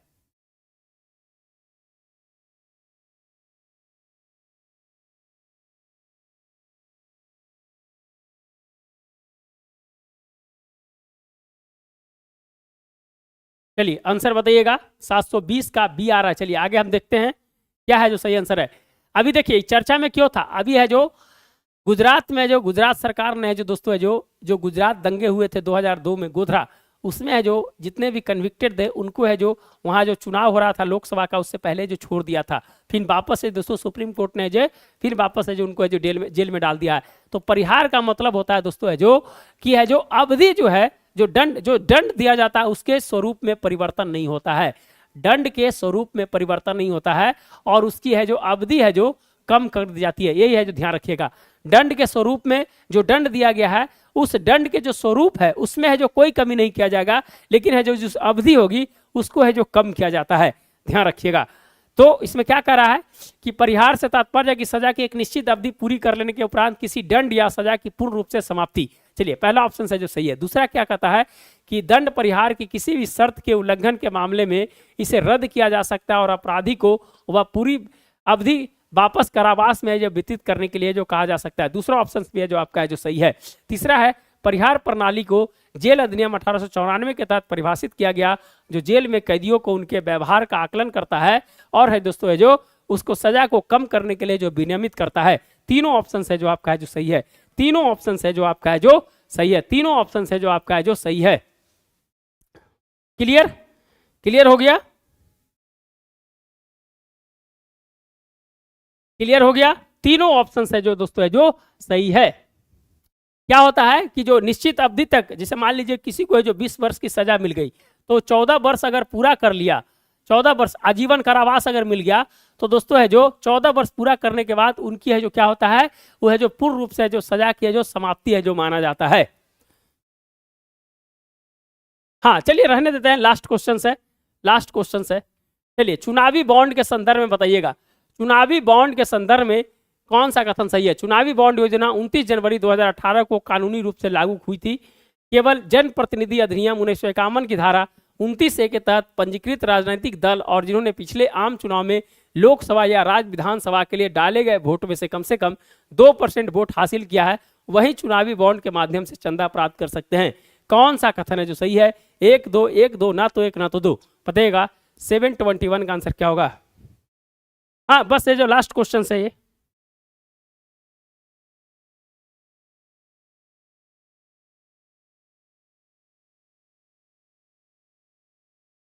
बताइएगा इसका आंसर।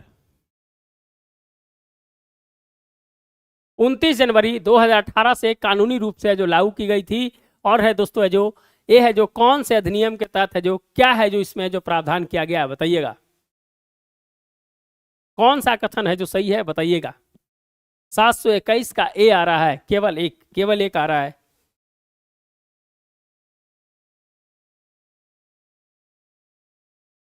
चलिए ये है जो आप जान लीजिएगा कि जो है 1% है, हम बताए थे भी कि 2% नहीं है, अगर 1% वोट आ जाएगा तो उसको है जो दोस्तों है जो चुनावी बॉन्ड के हकदार हो जाएगा, ध्यान रखिएगा। तो दूसरा ऑप्शन गलत हो गया, पहला ऑप्शन है जो सही है, पहला ऑप्शन सही है। विधिवत रूप से दोस्तों 2 फरवरी 2018 को है जो चुनावी बॉन्ड मिलना है जो स्टार्ट हो गया था, कानूनी रूप से 29 जनवरी 2018 को लागू हुआ था।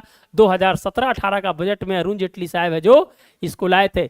देखिए 1000 से लेके 1 करोड़ रुपया तक है जो बॉन्ड है जो मिलते हैं, और 20,000 तक है जो आपको नाम बताने की जरूरत है जो नहीं होती है, 20,000 तक है जो नाम बताने की जो जरूरत है जो नहीं होती है, ध्यान रखिएगा। 20,000 तक मैंने कोई ऐसा नहीं है, लेकिन है दोस्तों ये है जो गोपनीय रहता है, ये है जो पूरी तरह से जो गोपनीय रहता है, ध्यान रखिएगा, ये है जो पूरी तरह से जो गोपनीय रहता है।